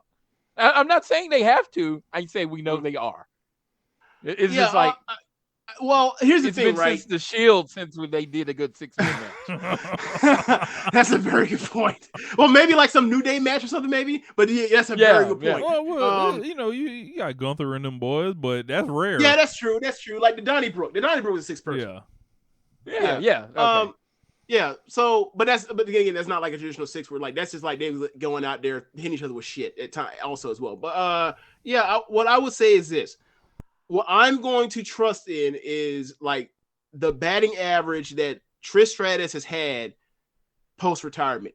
Every time she comes back, she has not missed since in the ring. So I think it would at least be an entertaining match. You got Becky, who is at this point is pretty much on a lock for having a great performance in a big spot. You have Io Shirai, even if she's checked out or whatever, and you have and you have enough pieces in this match to make this match good. The question is, will they get the time? Will people be into it? Why should it be into it? The things they've done with Damage Control makes it to where the crowd wouldn't be into and believing in them in that particular thing. How much cheating are they going to have to do? And how much cheating are they going to have to get the crowd to care? All that kind of stuff. And also ultimately, they're going to lose. Hey, Brewhaven said, and Lita is there too. I was going to mention the moonsault of Io Shirai versus I was never the moonsault of Lita. This will come down to who has the better moonsault. I mean, that's kind of, we don't really need to do that Lita anymore. Salt. See, it's called the Lita Salt, and when it comes to this match, I don't care. I just don't care. I wish I did. I would love to care. There's nothing to care about. Individually, I like. Individually, I love all 6 of these women. James is giving me so much crap because how much I love Dakota Kai. I like Dakota. She's just positioned as a geek. That's just her role. Yeah, I just I love all 6 of these individually. I'm you're gonna have to do something crazy to get me in the 6-man into a 6-person match. Triple H, they're gonna get the time because Triple H is only booking 6 matches a night. Yeah, so they're gonna get Becky? the time. Yeah, or Trish turns or some shit. I heard Trish was. Yeah, I heard something like that with Trish, and I mean that's the only way to make this interesting. Something has to happen. If it's a straight 6-man where Becky or Trish gets the pin with the Stratisfaction or whatever, I'm like, dude, I won't see it because I'll be getting food. Brewhaven, right. Lita kicks out at 1 from Io's moonsault. How do we mute him for 5 minutes or something? Put his ass on timeout. This man said Lita kicks out of Io's moonsault at 1. Hey man, you are nasty for this. That's a nasty agenda. You are ill intentions. You were just trying to say shit to upset me. You can't. I mean, honestly, the Lita Salt is the Lita Salt. She got the thong hanging out and the low Jinko jeans, and she's hitting the moonsault. Lita, that's what she does. Man, Lita was on the wall. When I was a kid. She did it. No, I think she did it last year. Yeah, she did it on the show last year. Yeah, she's done it recently. She can do it. There's no height to it or whatever, but she gets over. Brock Lesnar versus Omos, a.k.a. Brock Lesnar finding the biggest nigga he can find to pick him up and slam him. John Cena versus Austin Theory Jr. Ain't as strong as he used to be. Omos, Omos was 1 foot shorter, he would not be booked on this. He would not be hired. Yeah, he would not be hired. They're going to give Brock his moment, but this is basically going to be a squash match, Like, almost is the biggest, the biggest jag ever. Here, yeah. I'm like, it's funny, but like he's worse than the average jag. Bro, this like is El Gigante almost is below replacement level. This is El Gigante. Because it's like, because the dude can move. He's Gonzalez. fairly agile, but he has like no personality.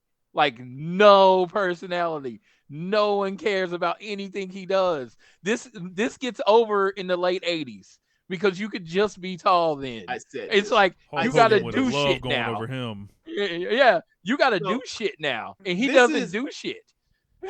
This is what I think about what is going to happen in this match. They're going to try to, show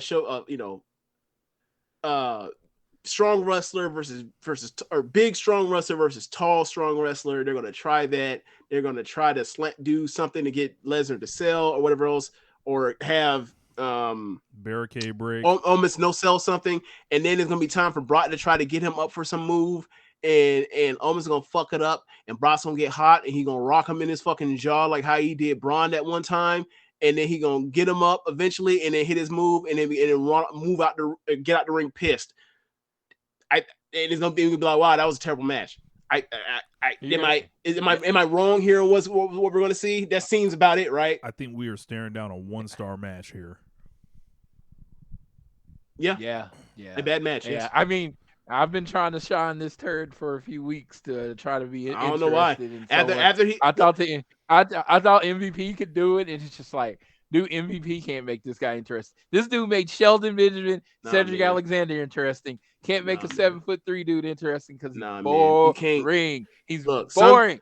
Look, sometimes you can't turn shit into silk. It can't. it just don't work sometimes, man. I think it's gonna be a bad match. And I think that it's like we all know it's gonna be a bad match, and Brock gonna get his little win or whatever else, and I don't know what else is going on after that. So you think Brock is gonna win? Why shouldn't he? You think Brock is? I think Almost is gonna win. Why? Because Brock's contract's up. So I think Almost. Didn't Goldberg wasn't Goldberg's contract up when he beat Brock at WrestleMania 20? Well, but both of their contracts were technically up. They were both. So you know what you should have did? You should have put them in different matches and beat both of them on the way out, as opposed to give one of them a win on the way out. That was fucking dumb. And that's why we booed them all. But he's gonna do the double choke slam, pin Brock. Brock's just gonna roll out and walk away, kind of like they do when they're mad, and he's gonna look at Vince and say, "Pay me," and then they're gonna try to push Almost. Man, they do that. The money's in. They are not. Look, you are acting as if Paul Heyman is not still doing stuff for Brock Lesnar in 2023. Ain't no way that man. I'm not saying he's doing it. The only way I see that happening, and this is sick, what I'm about to suggest. He going to AEW? No, if Almost is going over, right? That man is like, that's your tip off that Cody's winning, and he's getting a program with Almost to body slam him. Like, and that's. Look, that's what we're looking at. Dude, you have 100%. I see a booked Cody it like Rhodes, I thought in my head. Rich, if I see a Cody Rhodes versus Almost poster for the WWE Universal Heavyweight title, we are done covering WWE on One Nation Radio forever. You understand me? Dude, forever. They need him. They got King of the Queen of the Ring in Saudi. Did you say King of the Cream? What the fuck? Hey, man. That sounds like Barry Bonds. I don't even know what's on your browser history, my guy. What's happening here? What is happening? King and Queen of the Ring in Saudi. They're going to throw Almost, because he's tall, against Cody. Cody wins. That's going to be disgusting. There you go. Hold on. The Becky Lynch voice. Not a WWE. Disgusting. Look, it's a paid show. They don't want to give them a real match. They give them Almost versus Cody. I don't know what you just said because I zoned out. Just listen to me good. If I see a promotional poster from Twitter or whatever that has Cody Rhodes and Almost on it for the WWE Universal title, we are done covering WWE on One Nation Radio. I don't know. I don't know if that's what she said. Because you missed talking about King and Queen of the Ring, and maybe they do it King and Queen. I don't know. If it's for the title, we're done covering it. If not, then fuck them anyway. It's still stupid. It's awful match. It's a terrible, awful match. Why are we putting bum ass wrestlers in main event positions in 2023? Aren't we past this? No. How are we past them, but not past black ass matches? Hell no. Past this. Hell no. Unlike kneeling, we are not past this. I set the over under at 10 pay-per-views that almost main events. Oh my god. So 10? So speaking of main events, the dude 7-3. That's all they care about. Speaking of main events, what's likely to main event night one? Singles match for the WWE SmackDown Women's Championship. Charlotte Flair versus Rhea Ripley in an absolute dud of a storyline. Boy, tell us what the story is. No. I love this story. This goes back to the pandemic. Rhea Ripley. No. It is not. No. Let me. You tell me how it connects. So Rhea Ripley challenges Charlotte. Yes. Charlotte beat Rhea Ripley handily, right? Rhea Ripley Ripley made her tap out. Yes. Yeah. Rhea Ripley then, what did she do this year? Wins the Rumble again. She says, you know what? The last time I did this, I sucked. This time, I'm going to beat you. And the biggest problem is, I'm the nightmare, and you don't fear me. So she's going to beat the fear into her. Charlotte's like, I was the queen then. I am the queen now. You can't beat me, because Charlotte is the worst face in the history of women's wrestling ever, because she doesn't know how to be a face. But Rhea Ripley, this is a story. It's literally them fixing what they couldn't do during the pandemic. It's like what they couldn't do. They chose. They chose. They chose to do that shit. Charlotte won the Royal Rumble in 2020. Dude, you saw they gave Drew his win. They gave Drew his win at during the pandemic, and that was like as much as I wanted it to be a good guy, a good run. You couldn't because no one was there. He didn't get to get over. Floyd, you misunderstand me. I'm not saying that Rhea should have won. I'm saying just period. They never should have done the fucking match. That was stupid. You won the Royal Rumble. How we can talk about what's going on now for the PC belt? What the fuck is that? Also, let's start here. So Rhea's you just told that story, right? Too, Floyd. Comments are saying. Huh?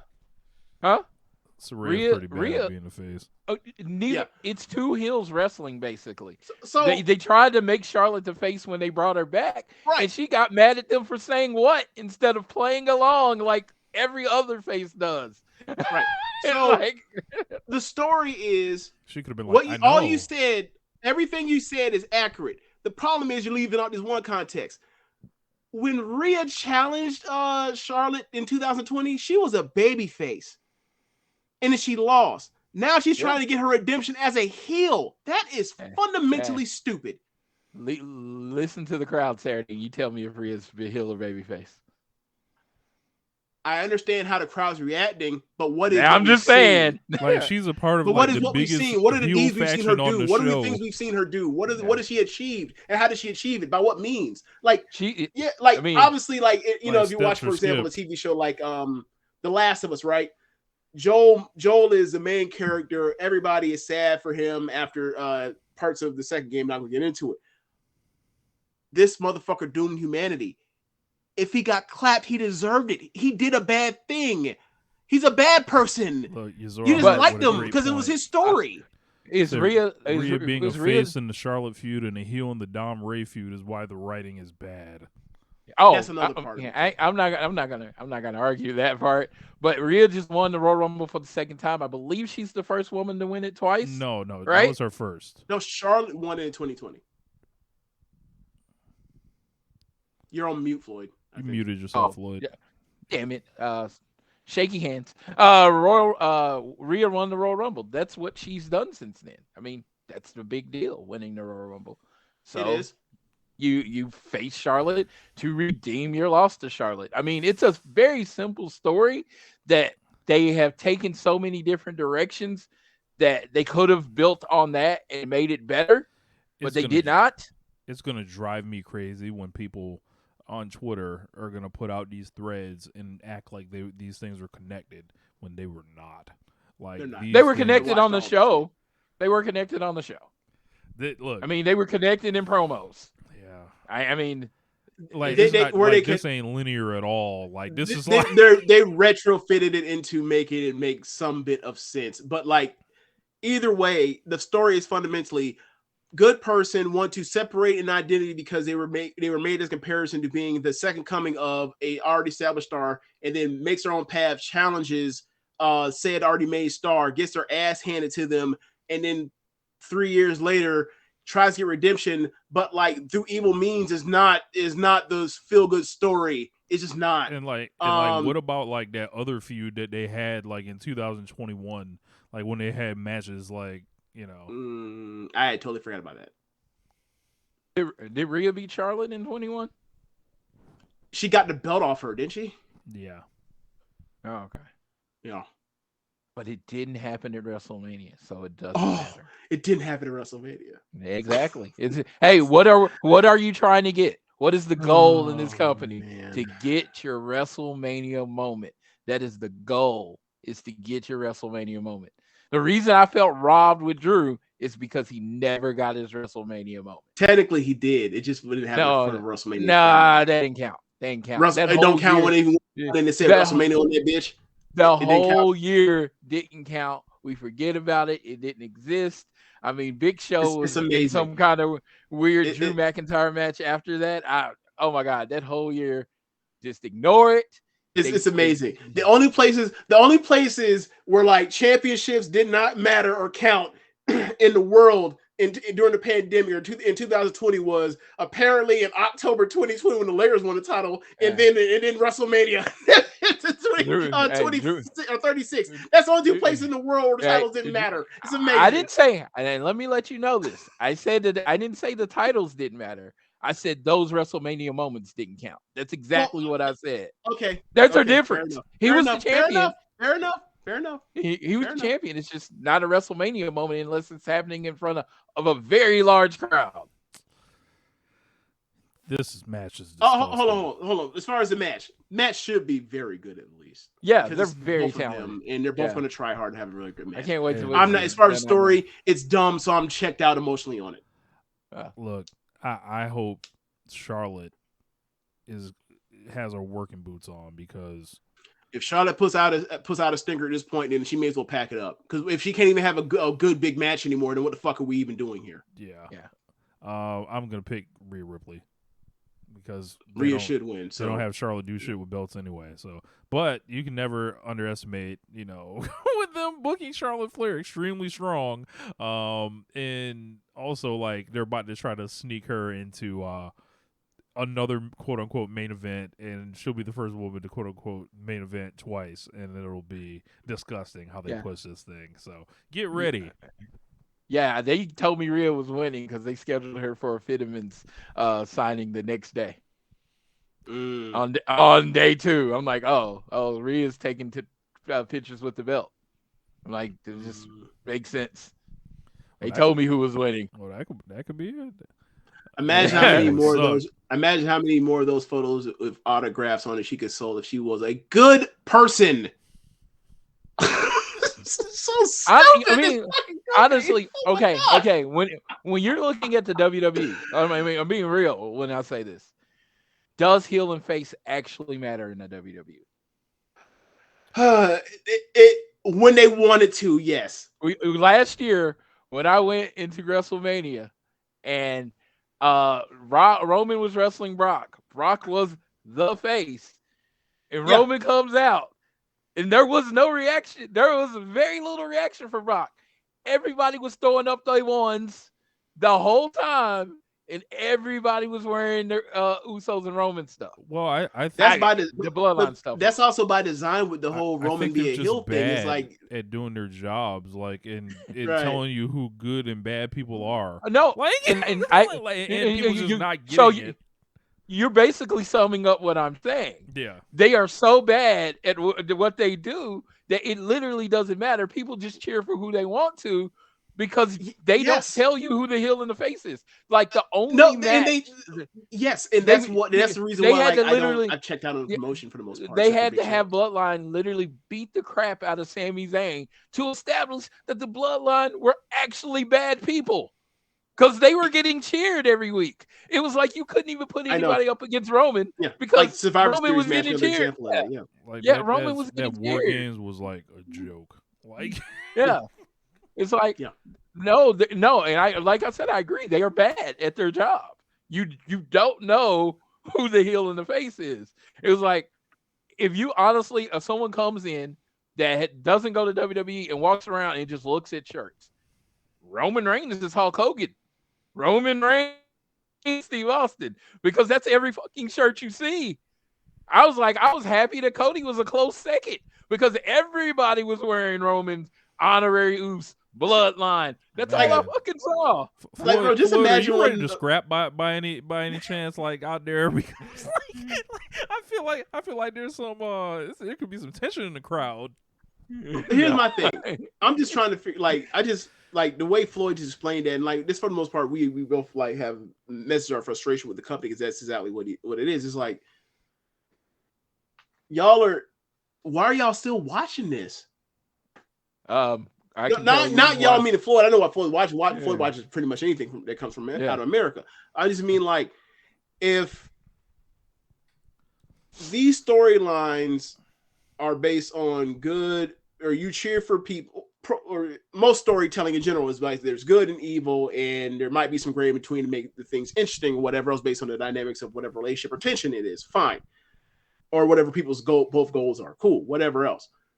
But once you get to the point to where we've lost the plot that spectacularly, or that in that kind of demonstration or way that he just described, it's like, why is this actually enjoyable to you? Is it just a pastime and that's why you enjoy it? Or is it just like, I'm trying to figure out like the people that like that try to tell us about like how great the storytelling is, when it's like, they're fundamentally fucking up the most basic things of storytelling. How's this great storytelling? Well, what's so great about this abusive asshole like treating his stupid cousins like this, and then they all cheer for him at the end because he's evil? Like, is this just like the full-on Breaking Bad thing where it's like, well, he's the protagonist, we just cheer for him, so because he is the protagonist of the show anyway. I had the same argument. I don't know. I had the same argument about Sammy being a good guy. I thought that was the worst face turn ever because he really didn't, like, hey, he got beat up enough. He beat Kevin Owens for 10 minutes and then it was like, okay, he's had enough. No, Sammy's an asshole. Like this is not a good face turn. Let's go into the Usos versus Kevin Owens and Sami Zayn. People have sung the merits of this matchup. The greatest storyline ever, ending in the middle of WrestleMania somewhere. They finna take them boys. No. Them boys gonna have them titles and hug, and they're gonna let off pyro and that shit, and it's still gonna be like, wow, there's still an hour and a half left of this show. Give me the redeem. I have to say this. I've always asked, give me the redeeming quality of Sami Zayn in this whole storyline. You know what it is? I'll give you it.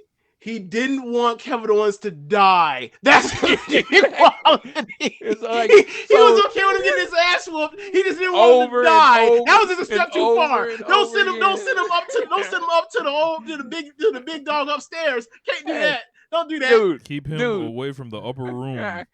I've said this before. It's like, Sammy, I see your gang. I know what you're doing. I want to be a part of it. I want to be a part of your gang. I'll do whatever it takes to be a part of the gang. Okay, this is what it takes to be a part of the gang. No, I don't want to do that. Bro, isn't that like Evolution? Isn't that like Eugene trying to join Evolution? I mean, I don't know.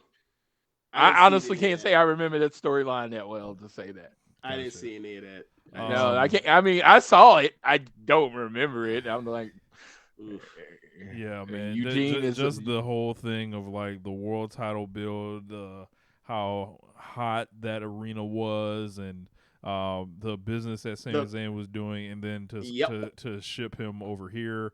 I will not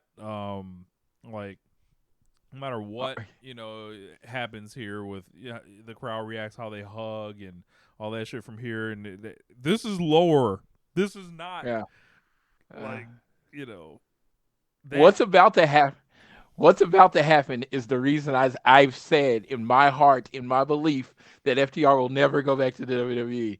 You have this historic, the most significant tag team title run in the WWE history, as far as days, as far as who they beat or whatever. And who's gonna beat the Usos for the titles? Dudes that decided to be a tag team last week. like a year ago. Yeah, it's like Sami Zayn was doing matches with fucking Johnny Knoxville, and Kevin Owens was like talking about Texas. Like, I don't know, man. Yeah. Like, yeah, and they're getting in the spot to take the tag team titles out of the most significant tag team title run in the WWE in their history. It's two guys that just decided to be friends again 2 weeks ago. Maybe I'm missing it, but tag team wrestling, y'all. Tag team wrestling. This epic match. I mean, it's gonna be a good match. It's four amazing wrestlers. Like, they're all amazing wrestlers. I can't find myself like getting excited at all for this.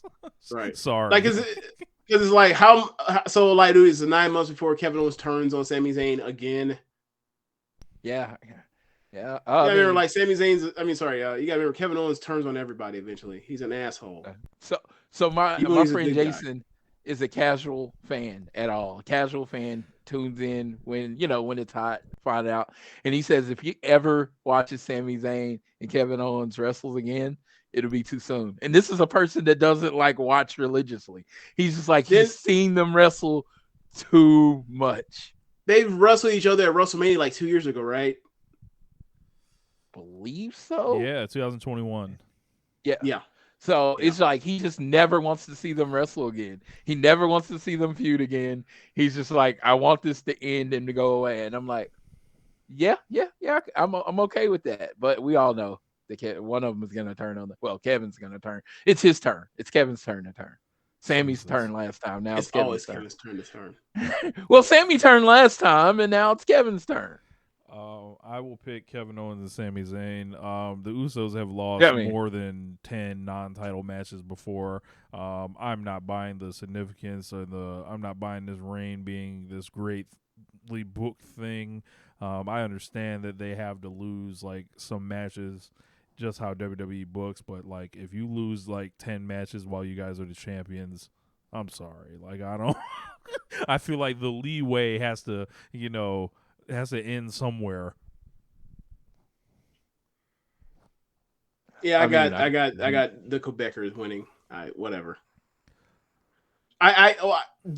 Look, Kevin Owens and Sami Zayn have been a great tag team before. The Usos are one of the best tag teams ever. Like, can we get the Usos like on the board on a WrestleMania match, please? Please. Like, you fucked them so many times at WrestleMania. Like, can we actually get them on the board at WrestleMania? Can we? Is it possible? Is it just something we just can't do? Like, we just don't see it. It's not in the cards for your brother. Like, can we please do this for these fucking guys?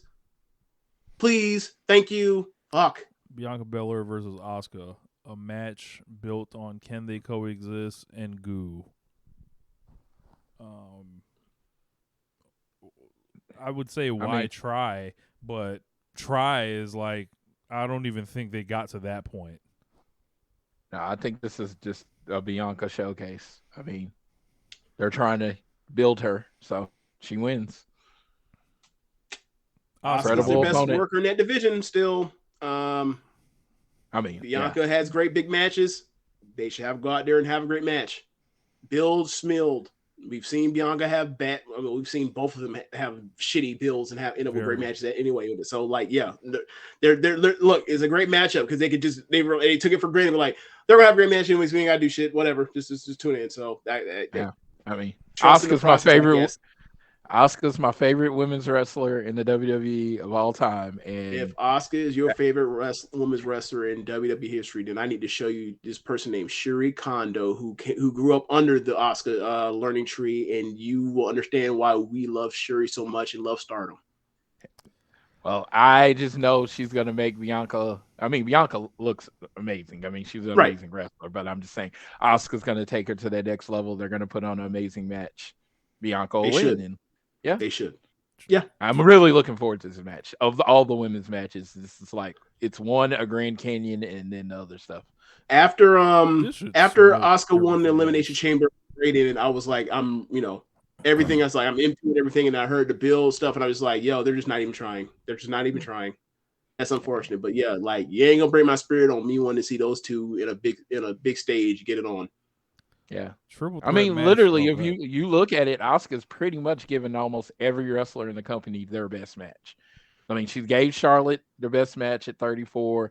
She, gave Bayley, gave Sasha. I mean, Sasha, that's arguable because Sasha's amazing.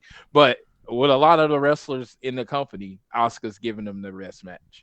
Yeah, mostly it comes down to, for most people, is basically like either Charlotte at this point, like throughout all of WWE, be like Io, Charlotte, Asuka, or Sasha have pretty much every other woman's best match. Yeah. Triple threat match for the IC titles: Sheamus, McIntyre, Gunther. I feel like they should have picked two guys rather than do a three-way here. Like any combination of like any two people you could have picked in this, I think it would have been great. Sheamus has a career quest of trying to win the IC title. I think they should have ran back Gunther and Sheamus and fucking give Drew McIntyre to John Cena or some shit. But those we don't get nice things. But I'm rooting for Sheamus here. I'm not a big Gunther guy. Never been. He I don't ever care about anything he does. What about the end of the Rumble this year? Huh? What about the end of the Rumble this year? When he lost? Yes. I was very happy that he lost. That's about it. I'm not a Gunther guy. I'm not. I think every wrestling fan, I'm not going to say every wrestling fan, but most have a hole where everyone likes someone and they don't. Gunther's my guy. I realize there is something wrong with me. When I watch him, I don't care about what he's doing. I just don't. That being said, he should win this match. If you're going to do, I feel like if anybody should get the Roman Reigns versus Edge and Daniel Bryan treatment, it should be Gunther stacking these dudes on top of each other. Nah. I'm not saying he's going to do it. Sheamus ain't going for that. You want me to do what? I know. I know what they're gonna. Drew McIntyre fucking around, ask for his release. Think about how they've abused Drew McIntyre. Literally, we were on the show last year when we were talking about how we felt sorry that man had to wrestle Corbin and then Jinder and different things. They treat this guy fucking horrible. No, this is what I'll say. You know what's gonna happen is Sheamus is gonna hit Drew with the kick. Bingo. Gunther's gonna throw Sheamus out and get the pin.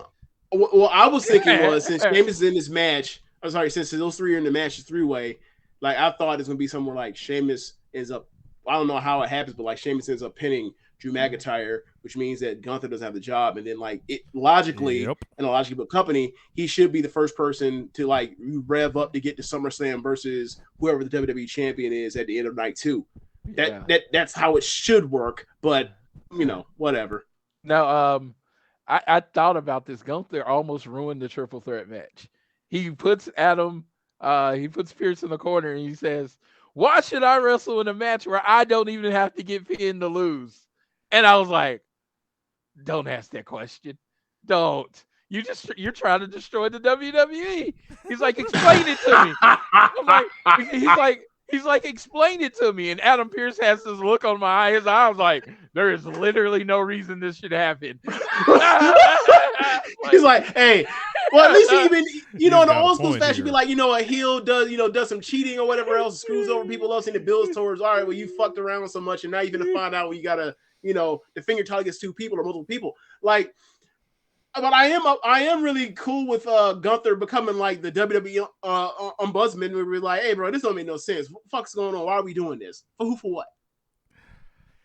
Oh man, Hell in a Cell match between Edge and the Demon King, or the Demon Slayer, or whatever the fuck he's going by, Finn Balor, and it is the Demon. So this is going to be I heard it's 35 minutes long. It's going to be Edge thinking he's a dark character when it was just an entrance back in the day.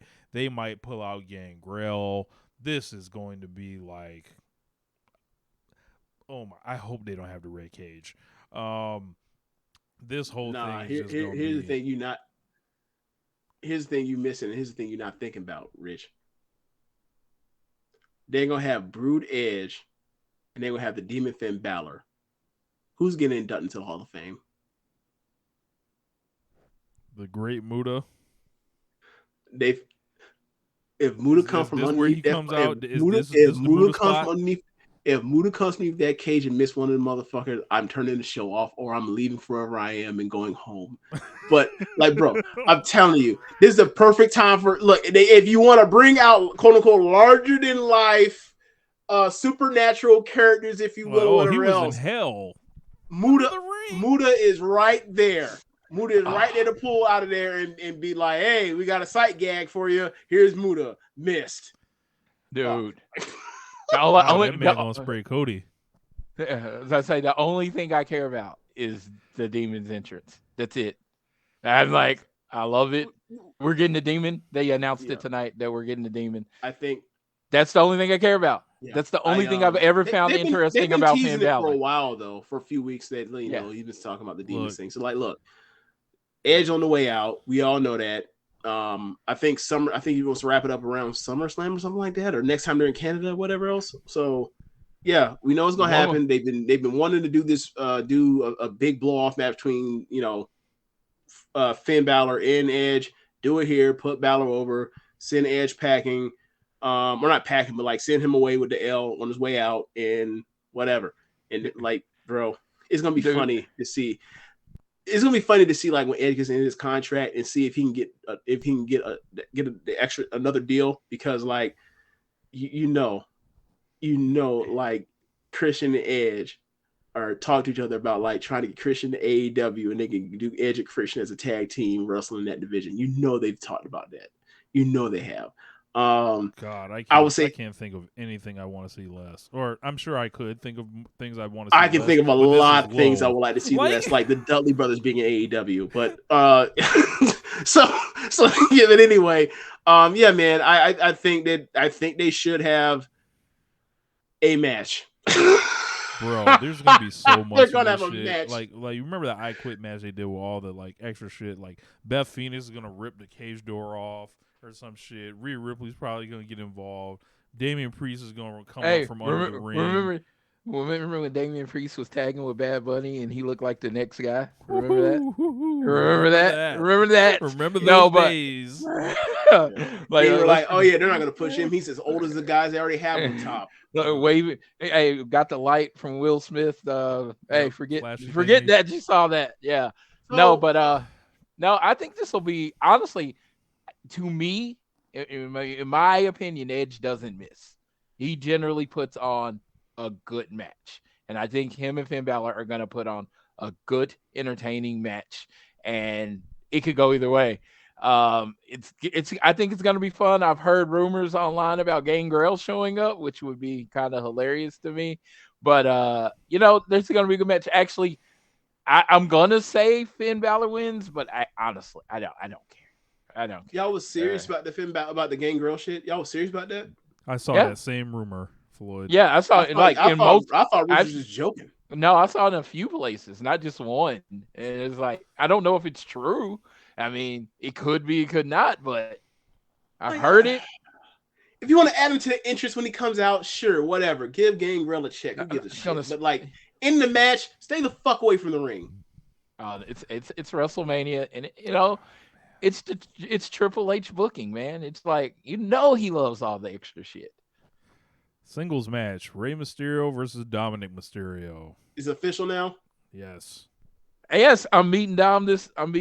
He's been like my most improved wrestler as far as entertainment value. I mean, how he is in the ring, whatever. But no, I've loved his character that he's been playing it. He's been playing it well. You've seen his personality. I've enjoyed it. So I'm really looking forward to this match just based on that. But yeah, he's got to put Rey Mysterio down. Old daddy got to go down. This is a Western. And, the old guy got to lose. Can you explain like how they got to get Ray to agree to the match? I saw they did something like a week ago on SmackDown, right? He told his mom to shut up. And shit. He disrespected you. She didn't pull off the. It was like this is from JR. This is from JR. Hit his ass one of these. He said this was the most. No. Oh. She didn't hit his ass one of these. Yes. He did not hit his ass one of these chanclas. Yes. And one straight from Walmart. She didn't pull out the chancla and whop that nigga for saying that shit. Talking out his mouth spicy. What's going on out here? JR said this is the most Mexican reason for a dad to fight his son ever. I was like, he disrespected his mama.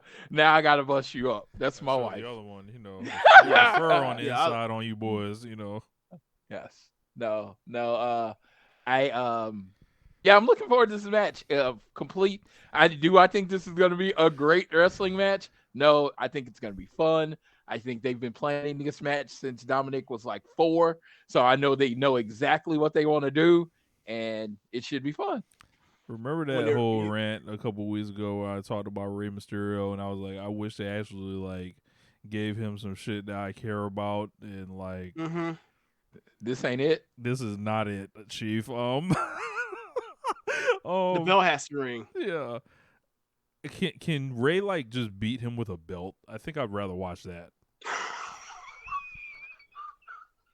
So CM Punk posted a picture of Ray in the ring with his kid. Yeah. He said, "I've been wanting to kick his ass for 13 years." Oh my god. Look, man. I'm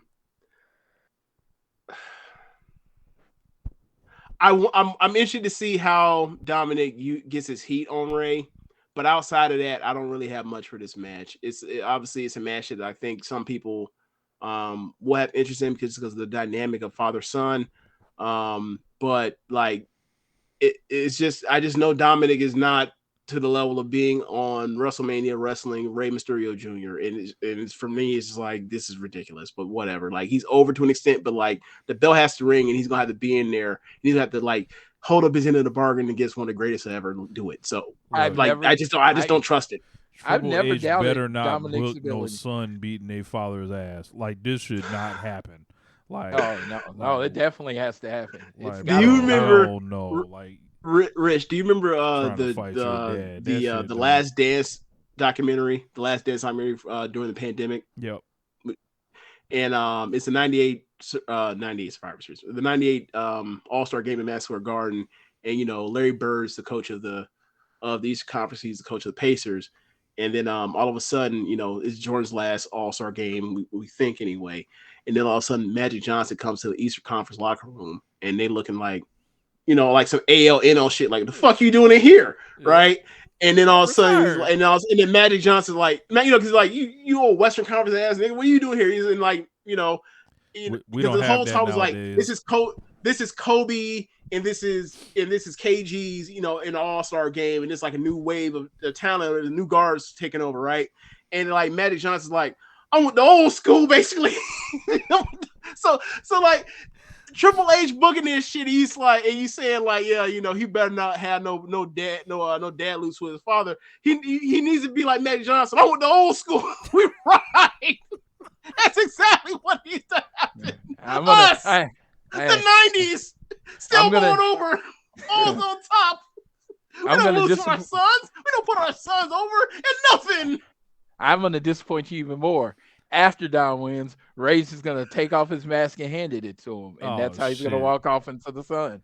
That's a turn the television off moment. Oh my god! I'll leave where I'm at on that one. Well, you're gonna leave because that's what's gonna happen. Because that's how Ray wants it. Look, you see why these niggas don't need creative control, right? Hey. I think Ray's been booking. He's been saying this for like years. I mean, this is not me. This is not me. Like, oh, I'm guessing. This is what he said is gonna happen. Yuck. Yo, there's a fatal 4-way match of get all these niggas on the card. Excuse me, there are 2 fatal 4-way matches. Oh, they just pull these out their ass. Women on the card. They deserve it. They all deserve a spot. Braun Strowman and Ricochet versus the Street Profits versus the Alpha Academy versus the Viking Raiders. I thought we had Andre Battle Royals for this. That's Andre Battle on Royal SmackDown. is on SmackDown. I know it's on SmackDown. It doesn't have to be. It used to not be. You get my drift? Yeah. Man. No, I think they realized that there are not enough women to do it, so they don't do it anymore. True. Like, they don't want to put the Andre on WrestleMania, because if the Andre's on WrestleMania, you need the women's version. They don't have enough women to do a Battle Royal. So they put the Andre on SmackDown, then do the Fatal 4-Way. They do a men's version and a women's version. And this is how you get all the people on the card. Yikes. Okay. And then the women's lineup is Liv Morgan and Raquel Rodriguez. They are a team. Liv has switched out Rhea for Raquel this year. Natalya and Shotzi will be teaming up. Ronda Rousey, Broken Arm, and Shayna Baszler. And then Chelsea Green and Sonya Deville. Yeah, I think something happened with Carmella, because this was originally supposed to be Carmella's spot. And then they wrote her off the show last week with Chelsea Green. They were kind of going to be like the Karens kind of thing. And then they wrote Carmella off, and then they seemingly replaced her with Sonya this week. Who Sonya honestly has been kind of playing this similar role as Chelsea forever. All she does is complain to Adam Pearce until she gets something, and then she loses. So, I mean, they do play similar characters. So I'm not saying it makes sense, because that's not a requirement. But thank you. It kind of goes together.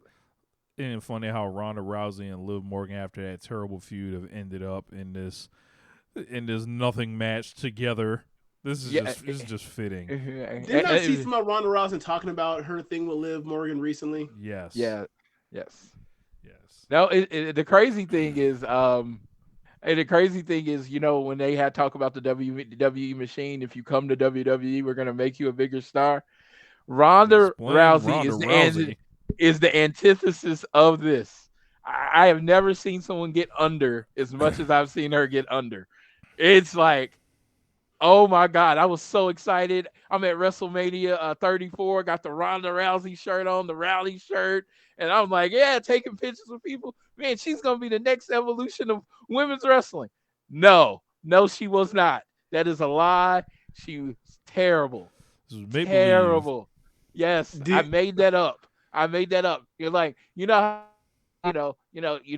that draft pick, get that draft pick and you fail. That was my draft pick. It failed. It was a bust. It was the bust. Can Liv Morgan take the pin in this match, please? Sure. Can they do that for me?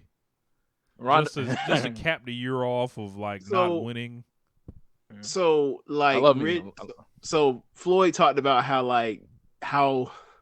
how far Ronda Rousey as a star has tumbled, and the only thing I can think about is the instrumental to T.I. Tell Him I Said That, where it's like down, down, down, down, down, down, down, like all she's the whole time, this shit just going down, down, down. Look, we were talking about how she grew up. Look, how does the song for Nelly put out called Country Grammar is going down, down, baby, brother. It's going down like Young Jock standing on the Titanic. It's so crazy. I've even said that this woman grew up the hugest fan. She's like, Roddy Piper is her favorite wrestler, and she can't string together 5 words. Do you remember? How does that work? Do you remember that Cameron song? Down. It's like, dude, I get what you mean. I was Team Ronda. I was it. I was waving that flag. Yeah, come on, Ronda. Oh, my God. Thin skin, never, and then they booed her that in her town, and she took to heart that, like, during this fake shit happening, they booed her, and like she took it for real, and she basically just shut down mentally from there. And quite frankly, that Jon Moxley promo about CM Punk has gotten a lot of play this past week, but you can apply it. Weak mind, weak body, weak spirit. Yeah. And then the men's match. I said, you saw I pointed and fucked up, right? I said weak mind. I said weak body and put it to my mind. Weak body, I was just gonna let that slide, but you ain't gonna let that slide. Y'all gotta clown me for that because that needs to go on best of, because somebody watching is gonna be like, look at this nigga. What the hell he fucked it up? Yeah, I caught it. I fucked it up. Players fuck up. It happens. Then this men's match, Braun Strowman and Ricochet are gonna win. I would think so. I mean, I know can they do the Street Profits like split here? Like, yeah, I know they neither one of them want to split, but it's just like, this is wrestling. One of you's gonna have to turn heel. I don't care which one of you is. One of you's gonna have to jump the other, because there was either put the titles on you or split you up. That's it. Dawkins. I actually like Dawkins, but he's like this big ass anchor holding Montez forward down. Let him go. Let it go. Maybe they look at each other and say, maybe they do the draft and they go to different shows or whatever the hell they do. It's just, it's run its course. I mean, you lose to the Usos like 3 pay-per-views in a row, and then you can't ever challenge them again. They killed you. You're done. You're done as a tag team. Go away. I think and also, like, the belts are on both belts are on one tag team. Again, I mean, they would be my Seth Rollins in this. The tag belts being unified has not affected anyone as much as it affected the Street Profits. It's way up there, yeah. Like, they should have these guys racing to see whatever secondary championship they can win if they're on the same brand. Like, either like have them both get in there with Gunther or whoever is the U.S. champion after WrestleMania, like, and see, and then like eventually they feud over that shit. Like, I don't know. I mean, it would be a good story for Montez Ford to lose Austin Theory in the in efforts to build up Austin Theory credibility to beat John Cena. He beats John Cena, and then later Montez chases him down and surpasses him. But that's too Japanese. Surpassing somebody, just what does that mean? Sound like a dork. So those whatever. are all the matches that we have confirmed here for WrestleMania. So that's your WrestleMania preview. I'm excited to be there. Excited to be at the show. I hate LA though, and I've never been there. Floyd, is there a way that like you can record your the face cam, the front facing cam, like recording like or streaming like your reaction to the main event? Because I kind of find that more compelling to watch than actually the main event. I need the Floyd camera on the television. Yeah, I literally want to do it, but I am going to be so nervous during this match for the results, for everything that goes on. My hands is probably going to be like... That's the magic of it, baby. That's the magic. Like, is Floyd even there? Is Floyd even there? Because my hands are going to be shaking. And then when he wins, it's just going to be like, all you're going to hear is the phone hit the ground. Oh, fuck. Oh, fuck, he actually won. Oh, fuck, he actually won. They actually put the belt on him. Because as much as I think it's going to happen, I want it to happen, I'm going to be shocked that it actually happens. Because all wrestling logic says you don't take the mid-card guy from the other company and put him over your world champion. That's just stupid. It's stupid. You don't do if that. This was happening in reverse, this would be getting crucified. Yes, you don't do this. Kind of, but then you think of like, well, maybe it's not exactly apples to oranges, because like WCW is a different era, but like Stone Cold or Steve Austin was a mid-carder in WCW. But you remember that long WWE and do it. If you do it the other way, like say Austin Theory, or I don't know. I'm trying to pick something. Well, I mean, I know what you mean. Montez Ford. Let's say Montez. Yeah, I was like, look at Stone Cold's build over that. You know, they literally took years to get the title on him from coming over to WCW. Cody literally debuted in last year's WrestleMania. A year and 2 days later, he's undefeated and wins your world title. Are you serious? Floyd, is that really gonna happen? Floyd, worldwide, you'd be surprised at the amount of restraint that WWE has actually had with Cody compared to, let's say, I don't know, Jake Lee and Noah, who showed up on New Year's Day at their biggest event of the year, got no reaction, has a history of not drawing or being over as a main eventer when he was in All Japan. Transfers over, and then he becomes a champion and beats the guy that actually been set up over the last year to be the guy, and the crowd was having nothing to do with him winning, and the crowd didn't show up to buy tickets to see him win. Cody, they're gonna go nuts for Cody to win. I mean, that's what everybody wants. Yes, he's doing much better than Jake Lee. Yeah, everybody wants that. That's what the crowd is going. I'm like, it's like, do they get the heat if Roman wins? Absolutely, but that heat better be building to something. Man, because I still feel like there's a large Roman Reigns contingent that would be perfectly fine with sticking it to Cody and proxy AEW and don't really see all the hype here. I don't know, man. And I don't. I feel like it's really up in the air, which is a good sign. If I'm the booker, if I'm Triple H, Roman beats Cody in 17 minutes clean.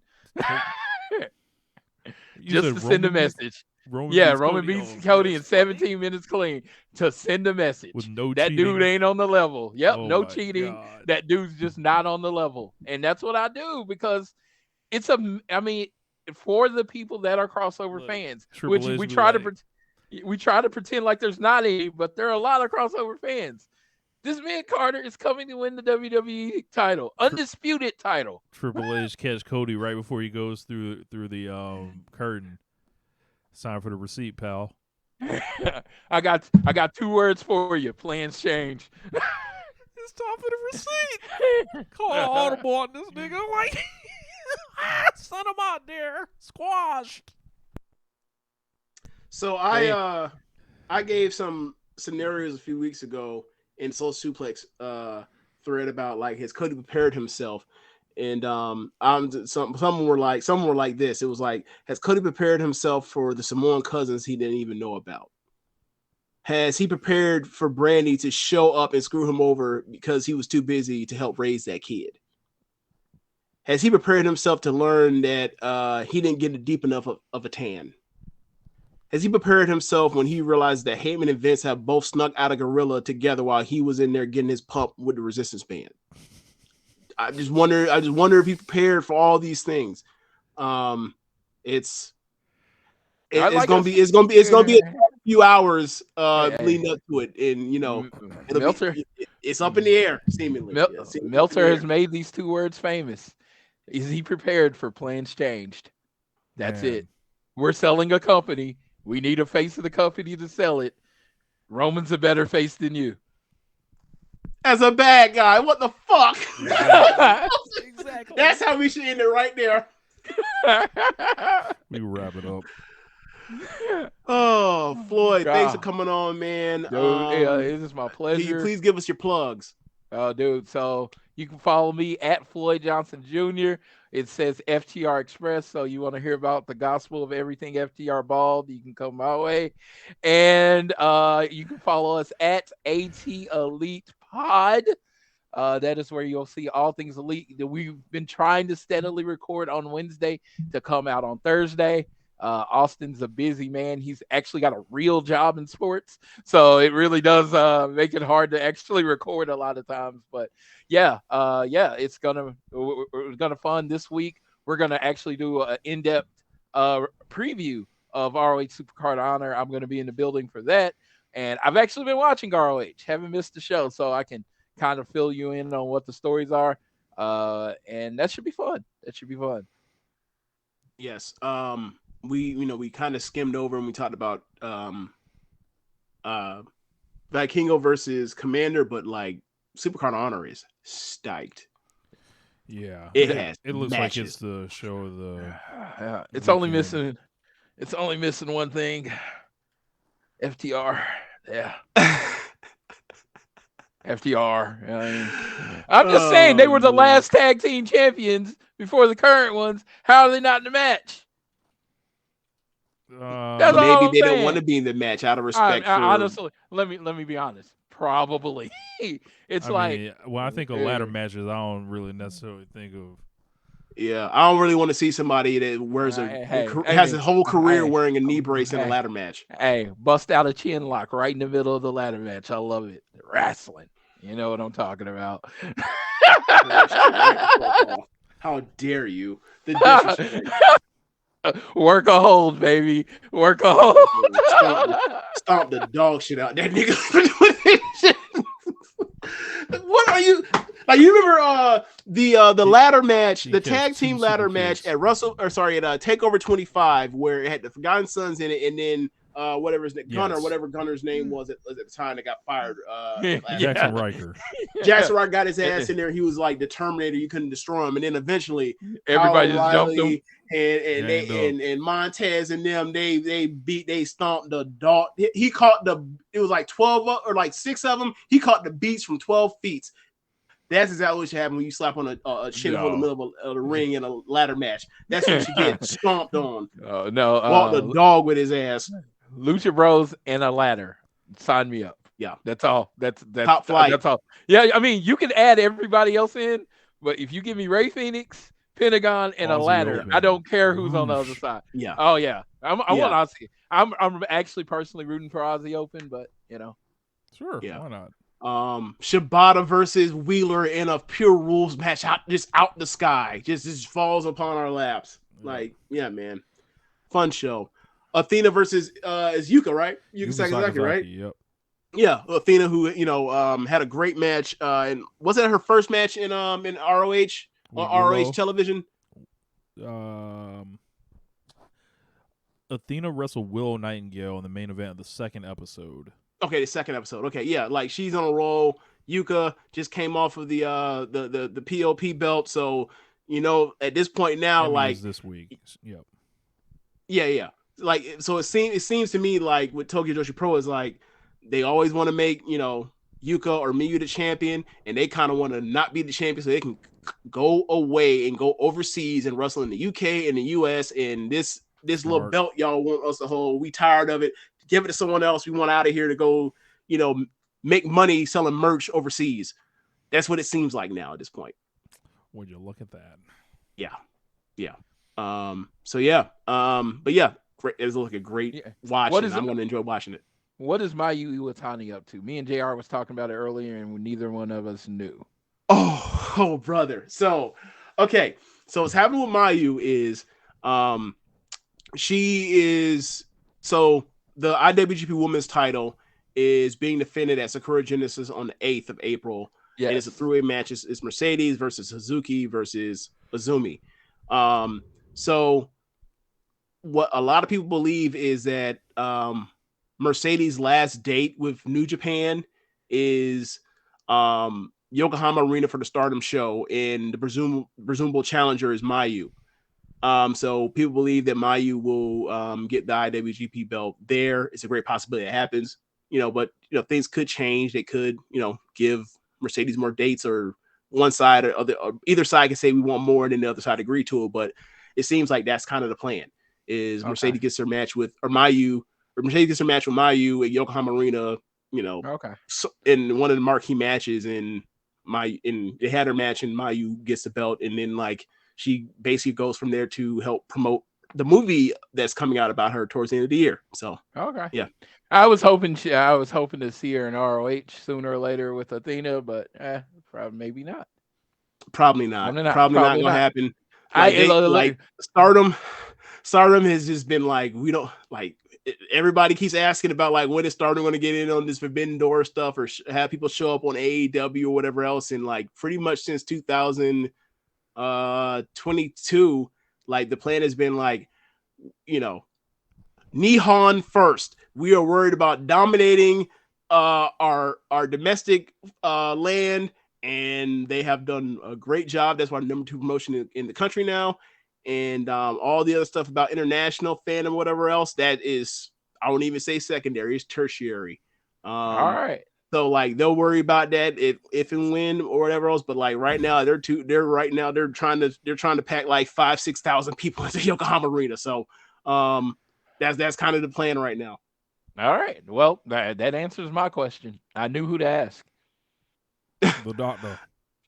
Oh, all right. So that's on that note, I guess that's when we'll end the show. Thanks for listening, y'all. Be sure to rate us on whatever app you're using. Listen to this. If you're watching from the stream, you can find the places or links to the Cash App and the PayPal there. If you are listening to the podcast, you can go to the show notes or descriptions and find our link to the Royal Circle there. You can donate there. And be sure to listen to the other shows on the network. Besides One Nation Radio, we have Keepin It Strong Style, the Ricky and Clive Wrestling Show, Grown Men Watch This Shit, The Grave Consequences podcast, all things elite, 8-bit suplex, great match generator, get in the ring, and meet the press slam. Thanks for listening, y'all. Later. Peace.